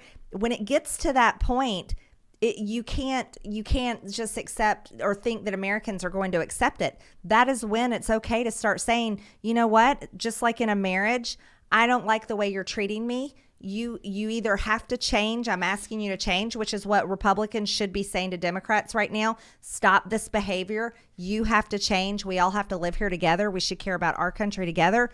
And if you're not, then we need to consider maybe we need to separate, and what does that look like? But if there's one thing I think we've learned, it's that the left absolutely believes it should rule over the right. Exactly. And that's just authoritarianism in general, this Right. idea of a leftist, this weird authoritarian bent. Whatever the libertarian side of things are, the freedom, which includes a large faction of people, they're basically saying, leave me alone, or else. Yeah. That doesn't sound like you can have a peaceful divorce. I mean, you've got a husband and a wife, and the wife's saying, I want to leave, and the husband's like, don't you dare, or else. I mean, you're going to need more than just a court order. You're going to need police intervention and protections. So maybe, when you see people like Ron Perlman, when you see like John Podesta and Donna Brazile in that 2020 scenario they did with the Boston Globe reported on, where they advocated Western states secede from the Union if Donald Trump wins the election again. Yeah. Maybe they will be willing to say, fine, we're out. Right. But I will tell you what I love the most about this trope is that the city urban liberal types are convinced that they will flourish and the red states and Republicans will suffer. And I'm like, do you know how to take care of chickens, for instance? Where do you get your food from? Oh, your avocados from Mexico were shipped in to your in the middle of winter, and you're having strawberries and avocado. You have strawberry yogurt with your avocados. Yeah, okay. If you don't know how to grow your own food, if you don't know how to, and it's not even about growing your own food. We learned this lesson. We planted. You probably understand this. We planted all the tomatoes at once. And that's a big mistake. Right. You plant them 1 week at a time so that the tomatoes ripen not all at once. Otherwise, you're eating 50 tomatoes all at once. We didn't know that because we're a bunch of city folks who moved out to the middle of nowhere. But the people who live in these cities, they get their food shipped in. They do jobs like writing at BuzzFeed or working for bureaucratic firms or administrative firms or managerial firms. They're not the ones that, for the most part, are making the machine churn. So in the event there was a major divorce, I think cities are going to just implode. They're going to go nuts. Yeah, well, Tim, what you're not factoring in is that all of those blue states have the Reddit moderators who walk dogs for 25 hours a week, and I don't know that we could stand to lose them. In all seriousness, one of the issues, and this isn't just a problem with national divorce or the union remaining together or whatever the alternative is here. It's just an issue of the philosophical differences between left and right here, at least as they exist today. It's not so much that right-leaning people are all saying, I want to mind my own business, I want you to mind your own business. There's certainly that faction on the right. But even the right-leaning people who would like to see stronger government action tend to be much more in favor of local solutions. Whereas with left-wing people, they feel this unquenchable desire to change things unbelievably far away from them that they have no business meddling in while problems fester all over their own community. And part of it is because I believe that those external problems are much more abstract, and these are people who aren't really interested in engaging with reality. And it feels really good to say, I'm going to affect change and make the world better without actually doing anything in your own local community. And so they end up voting for policies that will affect the way other people live their lives without making any personal sacrifices of their own. And so whether we have a national divorce, whether the country stays together, that tendency is not going to change with those people. I've got another potential solution than national divorce as a solution to like the corruption, the revolving door of people coming out, people getting bribed. Maybe we can set up a direct republic. Right now, for a long time, I've been thinking, I don't think we need the House of Representatives. I used to talk to Mike Gravel, and he wanted to set up what's called the National Initiative. The idea that every American citizen has the right to write laws and pass it into the Senate. And we would all create our own representative from our state, so we'd have 50 representatives of the National Initiative. We in his world, we still had the House of Representatives, but I see them getting bribed, and it's a vulnerability in the system. What if it was a smart contract, and all of the representatives, these 800,000 people, vote for the way they want their contract to act while it's in service, and as long as it's there, it's just voting yay or nay as the populace directs it. I find the notion of going to more of, I know you call it a republic, but more of a democratic type solution terrifying. Well, I would call it a direct republic. It's actually less of a democratic solution, or it's equally democratic. Let me be fair and condemn my colleagues at the same time. I don't blame AOC for what she does. 95% of my colleagues, I don't question their motives or blame them for their behavior, even though it's wrong most of the time. I blame the people that voted for them. They're actually responding to the people that elected them. That's even as you can say all you want about the lobbyists and the money, and I have talked about how the committees are messed up that way, but the individuals who get elected are fairly reflective. What bothers me is when they say, when you vote for me, I'm going to say yes to dog walkers, and then they get in, they're like, I'm going to vote no on that. And you're like, what recourse do I have now as a voter? I already this is what I chose. Yeah. Well, I think what in we the should House, do, every though- 2 years you could throw them out. That is true. We have to be That's elected a long every time. 2 years. In today's age, so- 2 years is forever. It's No, so long. But hold on. So much can happen in a day now. When you get a Ron Paul, I mean, how many terms did he serve? He served a lot. For a long time. He served for a while, and then he came back in like '96 because he got disillusioned. Didn't think it was fixable. But my understanding is that came back after he ran for president. My understanding is the reason he won is because people really like him, right? Is that true? I don't live in his district, so was it that people just vote Republican? It didn't matter. It was Ron Paul. The reason most people win is people like them. Nancy Pelosi. They People love like her. her. Oh, they love her In out San there. Francisco. No, Oh this yeah, is, they love her in San Francisco. I'd like to think that people elect an ideology, but in reality, they look for people they like. They do. What's the like about Marjorie? I think you're correct. We just can't live with these people anymore. If they like Nancy Pelosi and find something good in her, I'm just lost. I don't know Tim's how joining my movement. You must find the love for all humans. I have a second thing. I can't understand that worldview. I just can't. I just want to throw one more thing in here about national divorce. I sort of mentioned that even if we break up the federal government, even if all the states go their separate way, one group is still going to have a desire to control. And obviously, they couldn't do that to the federal government at that point. But when you look at so much of the actual censorship that the American people are facing, it's coming from large corporations. Yes. And that kind of thing is always going to be weaponized. I mean, national divorce or not. It would depend on your states and how they're set up. But that's here's also fair. something. Here's a second thing that I think everyone should think about. While we're fighting out our differences here in the United States and among one another as Americans, the biggest thing that upsets me is as Americans, we aren't coming together as a whole and saying we can put aside our petty differences and our opinions. What we should be standing together on is we should be standing against China. We should be standing against globalism. Because if you want to talk about authoritarianism and you want to talk about people that really want to rule over us, China is a direct threat to our entire existence. And let me tell you something else. China is embedded in the United States.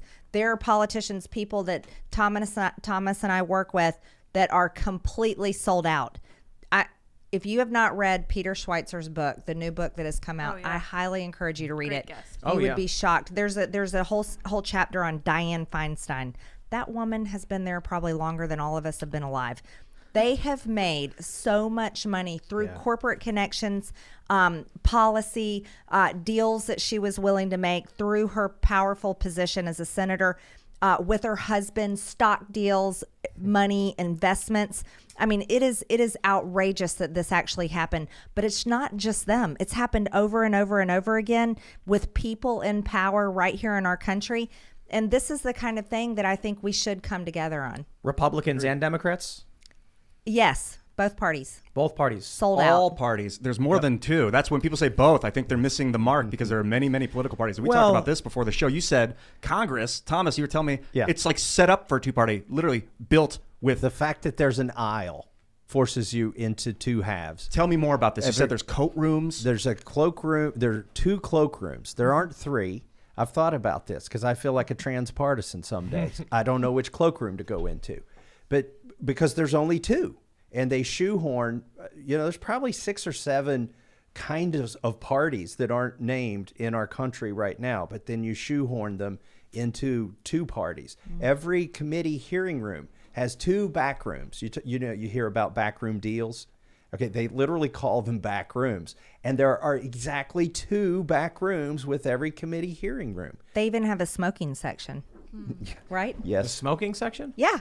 It's Like there's a Democrat smoking section or a Republican smoking section? In the cloakrooms, there's a smoking section. Oh, okay. Wow. But it's built into the architecture. It would be really hard, and it's built into the rules. Like every committee, they say, well, we're going to apportion the committee based on the majority and minority party. The fact that there's a majority leader and a minority leader. And it should probably cap it like we're going to set like each party, 10 parties, and you want 20 committee members. That means there can be 2 from each party. And then that'll incentivize people to go to other parties that don't have that many people yet, so they have a better chance of getting on a committee. I'm sure there's a better way to do it. I am absolutely certain. Well, then what can we do? Let me just elaborate a little bit.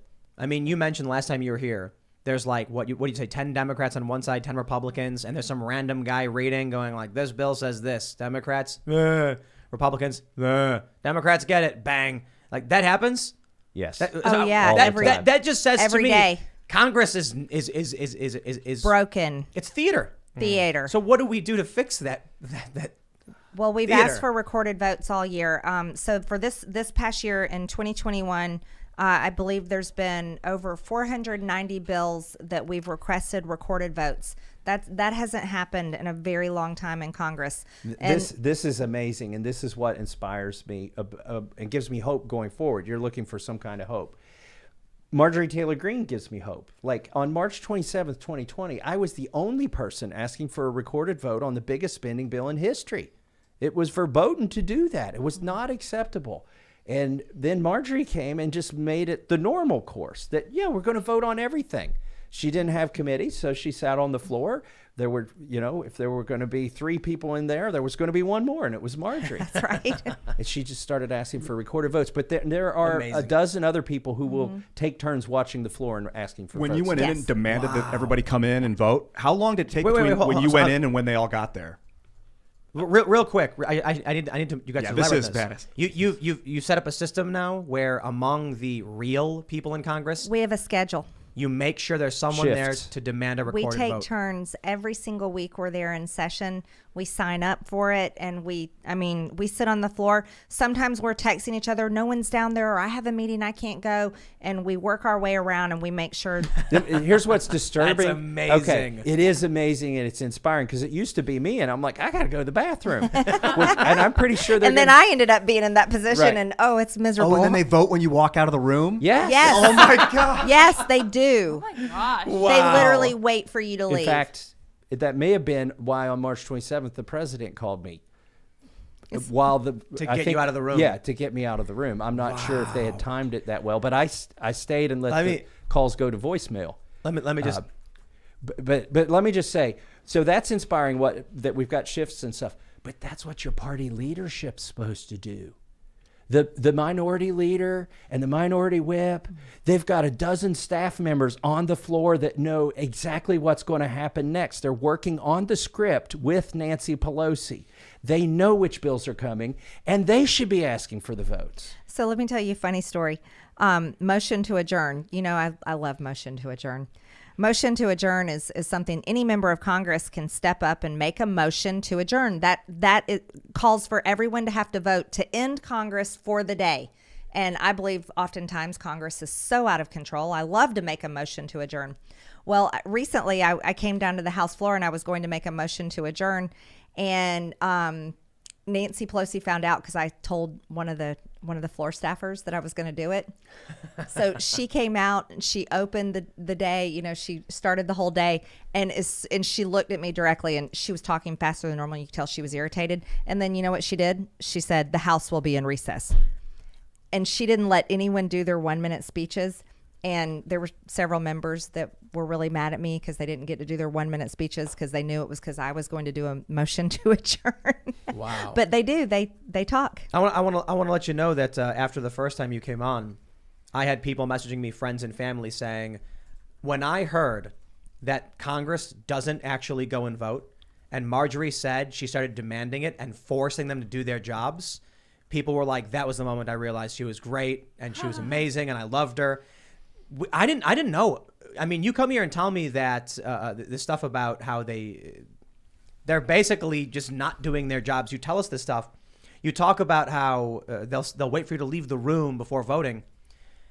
I don't think regular people realize how broken the whole system really is. Or more specifically, you say they don't enforce the masking until in areas where there's no cameras. It's all for show. I think when you tell people that Congress's approval rating is so far in the gutter that they're willing to believe it. And then when you mention, oh, yeah, and we're rotating shifts to make sure they all have to do their jobs, I'm sure people started laughing their asses off when they heard that. Well, let's not say who the member is. Can we agree if I tell this story? Yes. Okay. Fully agree. So Marjorie had asked for a recorded vote, and people were going to miss some fundraisers, and they were really mad. And this was, and I saw people one at a time coming up to Marjorie and just saying stuff to her. And so I went, nice things. So I went and sat next to her, and one of our colleagues sat next to her as well, Scott Perry, great guy. Great guy. Thinking that they wouldn't have the audacity to come up and yell at a woman for actually just doing her job. Well, an individual did, and I'm not going to name him, and he started mansplaining to Marjorie. He literally standing over me. He said, "I know you're trying really hard to do this job, and I know you care a lot, but you need to be thoughtful about this." And after about 60 seconds of that, I couldn't take it anymore. And I said, you know what? If your constituents could see you, if they could hear you right now, they would be so upset with you. You got to say who it is. And no. And then he turned, because we got to be friends. So he turned his ire to me and said, you worry about your own district. I know what my constituents want. And I'll take care of my votes, and you take care of yours, and you mind your own business. And I said, you know what? If you're that certain that your constituents are happy with what you're saying, go down to the microphone, say it in front of the camera, let them hear it. I'm still shocked that it's not live streamed.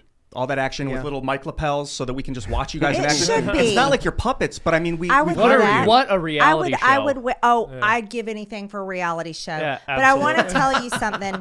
Thomas Massie was the first person to stand up for me. And that was the first time it happened. The rest of the time, I had been berated and taking so much anger and horrible things from other Republicans that were mad at me for asking for recorded votes because they were going to be on record. They're cowards. But Thomas Massie stood up for you, and you want to know why? He's talked about he went and was forcing everyone to come back to Washington when on the biggest spending bill in this pandemic that in our nation's history, and he was saying our Constitution is still intact. This is so important. We have to vote on this, and you wouldn't have believed what he had to go through. I mean, I love President Trump, but he had to deal with the phone calls and the tweets and everyone mad and angry at him. And then he had his colleagues mad and angry at him, and everyone called him nonstop trying to talk him out of it. And he still stood firm, and he made sure our Constitution stayed intact. And this is such an incredible story. I truly think it's an important part of our history that Thomas Massie did that during this COVID-19 bioweapon. I'll say that. I think it's that, and we have to prove it. But during this, what was happening to our country, we had one member of Congress willing to make sure that our Constitution stood in this historic time. I'll be honest. I think I was even critical. I think at the time my reaction was like, now's not the time for grandstanding when we're being shut down and we're in desperate need of aid and relief. And we all make mistakes. I think, now I look back at the mass spending and the disaster that it's been. By the way, they roll out contingency government plans when things stop working, when the 3 branches quit functioning. They've got a contingency plan, and it is not pretty. Directive 51. Are you familiar? No, Not Area 51. No. I'm Presidential Directive 51. Not familiar with that, but That was it's been updated, but George W. Bush signed into an executive order called National Security Presidential Directive 51, which unilaterally grants the executive branch the right in any disaster to reform the government under one branch, under the executive branch, where they would have a national continuity coordinator who would control the other branches effectively. And their justification is a mass casualty event anywhere in the world, a financial disaster anywhere in the world. It's been updated since then and expanded, but it's never been tested because it's an executive decree. So we'll see how that could ever play out if it could. I want to mention something. You just said that you believe that COVID is a bioweapon. It's interesting because according to Dr. Francis Boyle, who drafted the American implementation of the International Bioweapons Convention, any disease or virus created through gain-of-function research is a de facto bioweapon. It doesn't have to have been made with the intent necessarily of being a bioweapon. The reason this is so easy to get fuzzy on and why they can deny that it is one is because they can argue, well, yes, we used gain-of-function research to create this virus, but we were only making it because if someone else made the same virus, we would want to have it first so we could know how to cure it. But that's like saying, well, my gun isn't a weapon because the reason I have it is just to study it, take it apart, clean it. I don't plan on using it. Well, whether you plan on using it or not, it is still a weapon. And if this was created through gain-of-function research, it's a biological weapon, whether they claim that was the purpose or not. And that is, again, according to the man who literally authored the legislation on what a biological weapon is. By the way, agree. My analogy, extending on that, is they were playing with matches and the house caught on fire. Yes. And they said, well, we were playing with matches so we would know how to put a house out. Exactly. if They it weren't caught on fire. matches. But guess what? They ran. They didn't. They did not try to put the house out. They ran away and denied they were playing with matches. Yeah, exactly. Well, and then denied that they were matches in the first place. This wasn't a bat came in and lit this place on fire. Well, look, when you get Jon Stewart coming out and making those accusations on Stephen Colbert's show, this is not a fringe idea. This is something the American people believe. But let's go to Super Chats. For those that haven't, smash the like button, subscribe to the channel, share the show with your friends, and make sure you go to timcast.com, become a member. We're going to have a members-only segment coming up at about 11 p.m. over at timcast.com. You're not going to want to miss that. But let's read some Super Chats. We'll start with this one. I'm going to try and keep it to questions for Thomas and Marjorie. We have this one from Random Eskimo. He says, please ask Marjorie Taylor Greene what she thinks about Stacey Abrams saying people complained about her because it was Black History Month. I've seen racism in my life, but whining is not a solution. Crack pipes matter. Well, all right then. But not on the taxpayer's dime. No, what I have to say to Stacey Abrams is hiding behind Black History Reading Month is racist. I think that's a racist claim. No, what she had to do, what she was doing sitting on the floor, sitting there as a high-risk person with COVID-19 and her obesity, unmasked, while children are being forced to wear masks and they are not at high risk. That has nothing to do with Black History Month. That has everything to do with being an authoritarian elite candidate for governor that I hope to God we defeat and never allow to become our governor. Who's running against her? Beautifully said. Who's running against her? Well, we're having the primaries right now. She has no one no one's challenging her. But we have Governor Brian Kemp is a Republican in the primary. David Perdue is a Republican in the primary. Vernon Jones just dropped out and moved to the 10th Congressional District in Georgia. And then there's one remaining candidate, Candace Taylor, is also in the Republican primary. All right, we have this from Matthew Hammond. He says, could we end baseline budgeting if Republicans retake the House? What is baseline budgeting? It's saying that we're going to start with the budget we had last year, and we're only going to add to it. What we need to end, here's the biggest change we could do. Quit passing omnibus bills. Yes. When we make all of the spending in one bill, for instance, here's what they do. The pay raise for the soldier is is always in the omnibus bill. So they threaten you, especially if you're in a Republican primary. You go back home and you explain why you didn't vote for this pay raise for these soldiers. Well, guess what else was in there? Everything. Gain of function funding is in there for Wuhan. Well. How did I saw that video of like they're carting in the 5,000 pages of the omnibus bill. Who gets to add stuff to it? How does stuff get in there? Can you guys add stuff to it? It's already written. You know, if we tried to change one penny, let's say the total of it was a certain number, it's impossible to change a penny because the agreement has already been made between parties that aren't voting on it. And if we were to actually change it, they'd have to go back in that room with the secret folks. So do it. And well, our leadership doesn't want it to change. They don't want the government to shut down. They don't want to get blamed for that. Here's what's going to happen. Next Congress, when we take the majority, it's going to be our omnibus bill. Now, and I would like to explain why it shouldn't be an omnibus bill, but it's going to be our omnibus bill, and they're going to go to all the freshmen who've never been in the majority. I hope they're listening to your podcast, and they're going to say, look, this is bigger than you. This is bigger than us. We need to get a president who can sign our bills. So we don't need any drama. Don't try to defund anything in this. Let's get to 2024. Let's use what we got in 2022 to get to 2024. Let's have hearings that make Biden look bad so that we can get our president elected, and you just vote for the omnibus. No drama there. And it will be our whip team who is whipping Republican members to vote for an omnibus. What we should do instead, we should vote on the 12 separate bills. The bill that funds the military should be voted on separately from the bill that funds the Department of Justice, for Through instance. appropriations. Through 12 separate appropriations bills. In fact, I would vote on 400 different bills, frankly. I would totally agree. And that- I'll roll call every single one of them. And that way, if one of them would have had gain of function in it and you left it out, Yeah.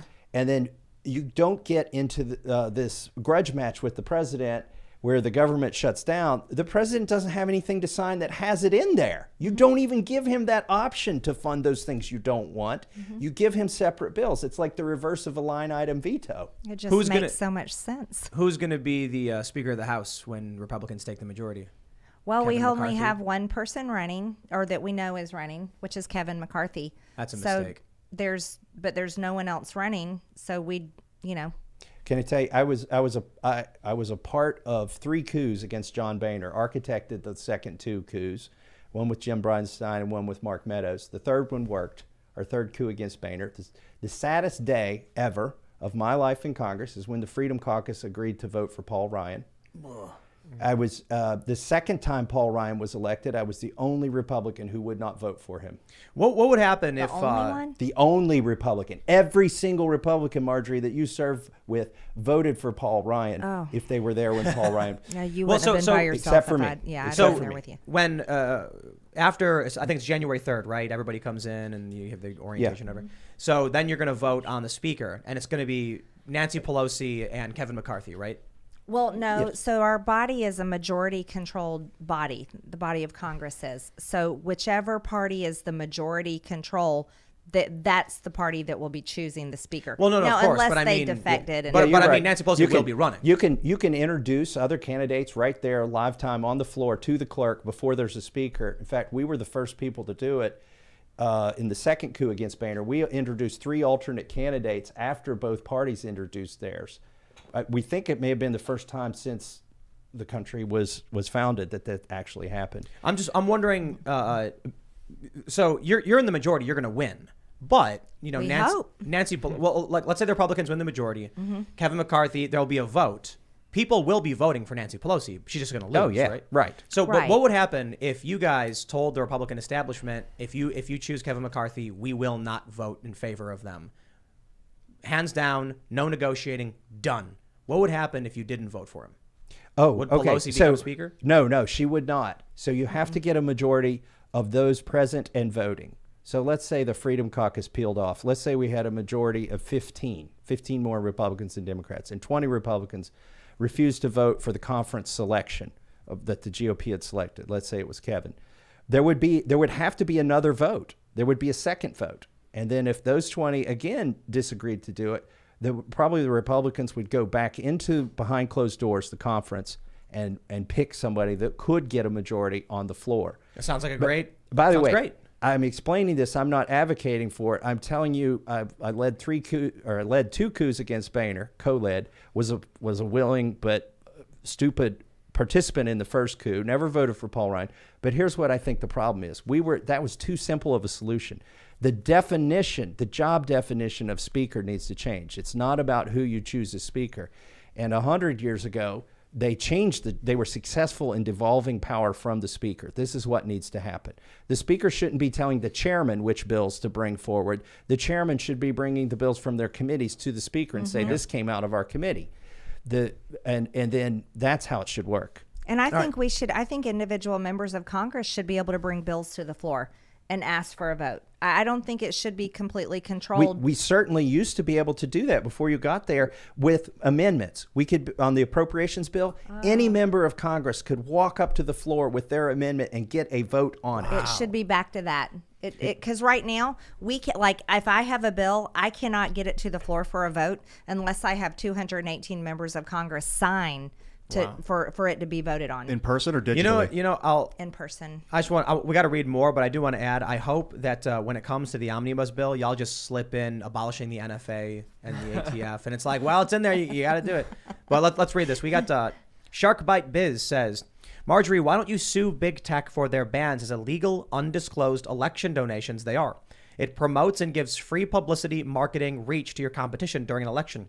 This is a clear campaign donation. Also, check out our show, Sharkbite Biz, on YouTube. Ooh, Sharkbite Biz, you're very smart. Well, I haven't said that I'm not going to sue them, so thank you for bringing that up. Twitter is not out of the woods. Beautiful. All right. Okay, let's see.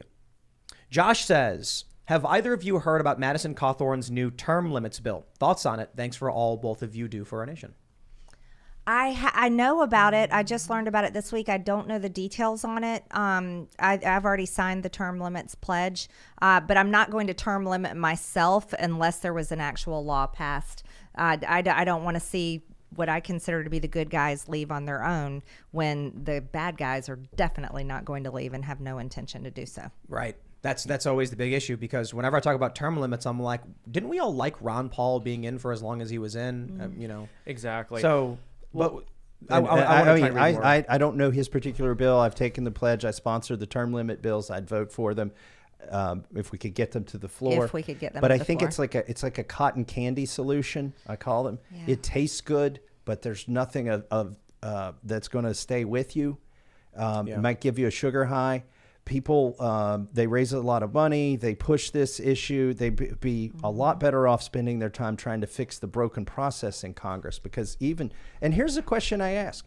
Okay, who voted for us bozos? Okay, somebody voted for us and we're there. So replace all of us bozos. Who gets to pick the next set of bozos? Right. The same set that picked these bozos. Well, there you go. All right. Mohav says, yesterday Tim Pool claimed that Generation X is politically weak. Some of my fellow Gen Xers include Marjorie Taylor Greene, Alex Jones, Joe Rogan, Tucker Carlson, and Ron DeSantis. When I said that, I don't mean that every single Gen Xer is incapable of doing politics. I said that by politically weak, you look at millennials. They won't shut up. They're screaming at the top of their lungs, banging on the walls, making demands, and they're getting a lot of it. Gen Xers are like, most of them, removed and chilling and not really involved. Well, we were left at home a lot as kids. I think we're it's the latchkey kids. I think it's because we didn't have the internet when we were growing up. So like a lot of Gen Xers don't really understand it. Like Alex or Cortez, she's like does Twitter and gets like 30 million whatever because she's like young millennial, knows the internet so well and knows how to work the algorithm. And so it looks like people that aren't Twitter probably boost her, whereas somebody like me, Twitter's like, no. Well, Yeah. I also think it's sort of a truism that the rebels are always on the college campuses, the revolutionaries, and the old people vote. And maybe Gen Xers, maybe we're just between the college revolutionaries and the old people who vote. And maybe it's just our phase of life. I hope right a lot of those truckers are Gen Xers. I love true. truckers right now. All right, here's one from Gabe. He says, who can small businesses go to about demanding that ESG scores not become a norm? If this is not possible, how can we make sure the ESG rating agencies give a fair score? Are y'all familiar with the ESGs? what is it? Environmental social good score? Environmental, social governance. Thank you, Lydia. I don't think we should have any of those. I'm not a climate change person. It's even worse than that. Well, it's Yes, CRT. I don't think. Yes, it's CRT. So I don't think there should be a scoring system.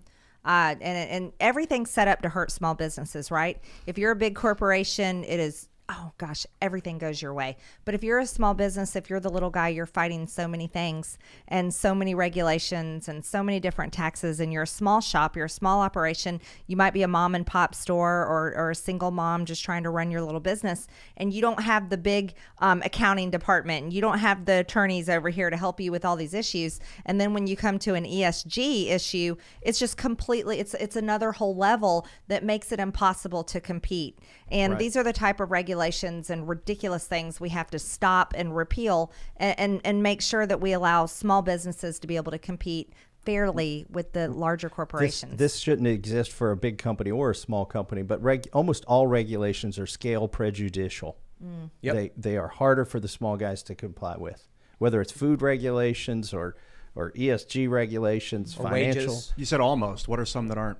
Right off the top of your head, do you have any ideas? I don't have any off the top of my head. If you could build like logarithmic. I'm just protecting myself against the fact checkers. All right, let me here's Mostly false. let me read this one. If they find one, then I'm wrong. Okay. All Yeah, right. And that'll be the We only got- headline.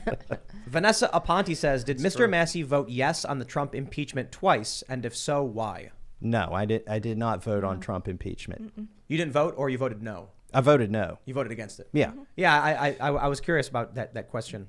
But there you go.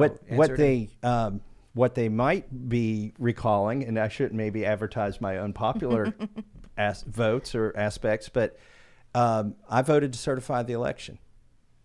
Oh, right. And Yeah, I'm not a proponent of the fraud theory or anything like that. well, and Marjorie and I were on different sides of this. But here's my concern. The Constitution pretty clearly says that the state legislatures decide. And so I said, before we got to the vote, many weeks before, I said, if a state legislature tells me that their authority was usurped by their governor or their secretary of state or the judiciary branch, if a majority of either branch of their state government says that, then I can't certify their electors. But if they won't tell me that their authority was usurped, then maybe they wanted it to be done that way, and maybe they would have voted it that way. I can't read. It's like this. If you leave $10 on the table and somebody picks it up and walks off with it, and you're okay with it, did they steal it? This is something important people need to understand. Not to derail too much, but just the issues we've been having legally. There are a lot of people that want us to cut slack on people who have, let's just say, violated our security, but we literally can't. We had a guy who trespassed. I'll just get into it. We had a guy who trespassed, and we talked to the cops, and the cop, well, he didn't trespass. It's burglary. So we have a no trespassing sign. The moment he crossed the sign, he was officially committing a crime, because there's two actually. It's a big driveway. It's very, very long. It's like 1,000 feet. And then he came up to the house and entered the building, which officially becomes 4th degree burglary. We talked to the cop, and the cop said, if you don't enforce this, you lose standing in the future to enforce similar actions. Like it becomes a weaker position for you because they'll say you're selective. Jeez, it's like the system's set up to make you become an authoritarian. I think if it's you want reasonable. to run a business. No, I think it's reasonable. Listen, if you claim that you don't allow strangers to come to your property, but then some of them you do, a judge is going to look at you and be like, what's the reason for your selective enforcement? I feel like people get into power and then they're like, I don't want to do it, but I'm going to send troops into the war. Like, I don't want to do it, but I'm going to do the violence. So not to derail, but just that, By the way, the other concern while I'm talking about that is if we get in the habit of Congress overriding whatever the election system produced, then now we've nationalized elections, and states like Kentucky don't fare well when you do things that way. Well, I just think the strategy needs to be, right now, ground game for Republicans. I think Republicans need to be resisting the voting changes. I think the Democrats are trying to push their voter overhaul bill, and that is The Electoral College Act. That's the one you're talking about? Well, no, they call it the voting rights bill, which that's a voting media rights bill. manipulation. That's the Democrats' bill, yeah. What Republicans need to understand, and I feel like this is lost on so many people, the reason universal mail-in voting is so advantageous to Democrats is because Democrats live in dense urban populations where 2 activists can hit 1,000 doors in a day, Whereas for Republicans in more rural areas, you're driving miles That's to right. each house. That's right. So, look, a Democrat activist knocks on a door. Hey, see that thing on the ground? Fill it out right now. Just do it. I'll wait. Okay, go to the next door. Do it. Republicans got to drive. Dude, in the cities, you can go down to the lobby and throw it in the outgoing mailbox. Exactly. It's Yeah. ridiculously easy for Democrats to vote that way. It So is. I think voting should not be blindly easy. And anybody who argues voting should be super easy, no, it shouldn't. No, you That's shouldn't have to nonsense. show an ID. It should be an act that you take on yourself. You willingly go to cast your vote, and you have to have proof of identification that you're a citizen, proof of your address. It has to be very secure. But the other thing about objecting, I objected on January 6th, and I would do it again. And the reason why I believe it was so important to do it is because there were thousands of people that signed their name at risk of perjuring themselves in a court of law saying that they had witnessed voter fraud. And those affidavits, I believed, were very important. And as a representative, an elected representative of the people in my district, I felt like I needed to represent what they were saying. And they're, at that time, were not able to prove what they were saying in court. And so I did object to key states. But, you know, that's the great thing about, like, Thomas and I, we may not have done the same thing on January 6th, and he didn't do anything wrong. And he has always supported President Trump and definitely, actually, probably supported Trump in many ways that people didn't support President Trump. I think that's one of the things that a lot of people don't understand.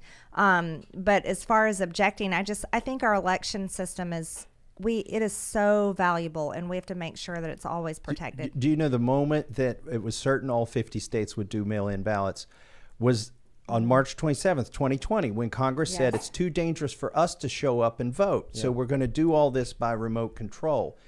And Republicans agreed, except for me. Marjorie wasn't there yet. And I said, no, you've got to show up and vote. Well, you had the president and a majority of Republicans in Congress arguing it was too dangerous for congressmen who have good health care and security. It was too dangerous for them to actually show up and vote. So then how do you then make the argument that everybody else should show up and vote? It's pretty hard to get that high ground. All right, let's read some more. We got a couple here. Zimemaru says, Marjorie, my mom thinks you're racist because you said something bad about Kwanzaa. I'm black and I don't care about Kwanzaa either, but can you say something to convince her you aren't racist or hate black people? I don't know think how you're that, supposed to do that. I don't but- either. It's definitely, that accusation is not true of me, and all my friends and family that know me personally would never say that about me. Just because I said that Kwanzaa, I called it a fake holiday, I don't think it's something that should be promoted. And you know, I mean, they can promote it and anyone can celebrate anything. That's the great freedom we have in our country, and for people that care about it. But the founder of Kwanzaa is someone that actually murdered 2 women. Oh, wow. And this was a very radical extremist, the man that founded Kwanzaa. I think people should understand the person behind Kwanzaa and the person that started this movement.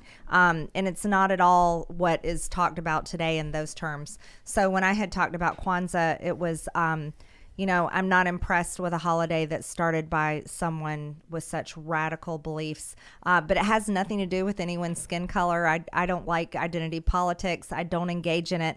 I could care less. That's not something that matters to me. The creator was Maulana Karenga, and I believe it was created in California. Yes. All right, we got one from Lance. He says, Tim, if you're okay with citizens owning all forms of arms, how do you keep people from turning the country into an actual war zone? What punishments do you put in place for those who use these weapons on each other? Well, the same, you know, we've had a very hard time stopping American citizens from shooting each other in mass warfare. No, we haven't. People have guns. They walk around West Virginia all the time. There's people who walk around with AR-15s. There's people who walk around with guns on every part of their body they can carry a gun on.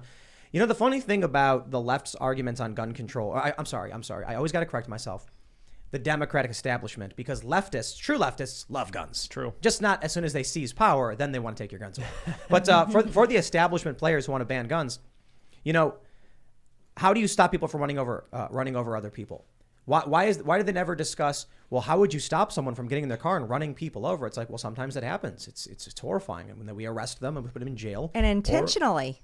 Yeah, remember the right. parade? Everyone wants to forget about the Christmas parade. Of course. That's right. As if it never happened. My point. It's heartbreaking. My point is not that cars are intentional weapons. My point is that people drive around multi-ton objects all day, every day, and I'm not worried about them ramming into each other and having destruction derbies in parking lots or anything like that. And when you actually live in a state where everybody's armed all the time, do you never ask yourself, well, gee, I was walking around in West Virginia and nobody was shooting anybody else. Why is that? It's because people don't want to. So look, I think, there are people, Luke Rukowski of We Are Change sends me this gun broker ad, and it's for a hand crank 9mm Gatling gun. And he's like, you got to buy this. People owned these things. No one is carrying those things around going, ding, ding, ding, ding, ding, ding. Just, like, it just doesn't happen. We also have several examples in the last several years where that's not happened. Every state where they have passed constitutional carry, and by the way, that means you can carry a firearm without asking the government's permission, without going through training, without getting a photo ID, paying taxes. Every state, the prediction has been it'll be the Wild West. You're trying to turn West Virginia into the Wild West. You're trying to turn Kentucky into the Wild West. It's never happened. It doesn't go that way. People don't just start spontaneously shooting each other when you allow people to carry firearms. What happens to the crime rates? They go down. Exactly. And right now we have record high crime. And that's why owning a gun is so important. That's why constitutional carry is so important. That's why Georgia needs to pass it. And if we don't get it passed, gun owners are going to be so angry in Georgia if we don't get constitutional carry, because we're at the threat of losing a Republican governor and having Stacey Abrams, who literally in her announcement speech, that's what she talked about. Reducing gun rights, taking away guns. That was in her announcement Marjorie, speech. I cannot believe you would say that about her during Black History Month. That's so horrible. Oh, I It's racist. forgot that. Seamus is very observant. We'll do one more super chat before we go to the member segment. We have Beastly, who says, question for Marjorie. You say have a national divorce and we need to stand against China. How is that possible with a weaker America suffering from CCP subversion?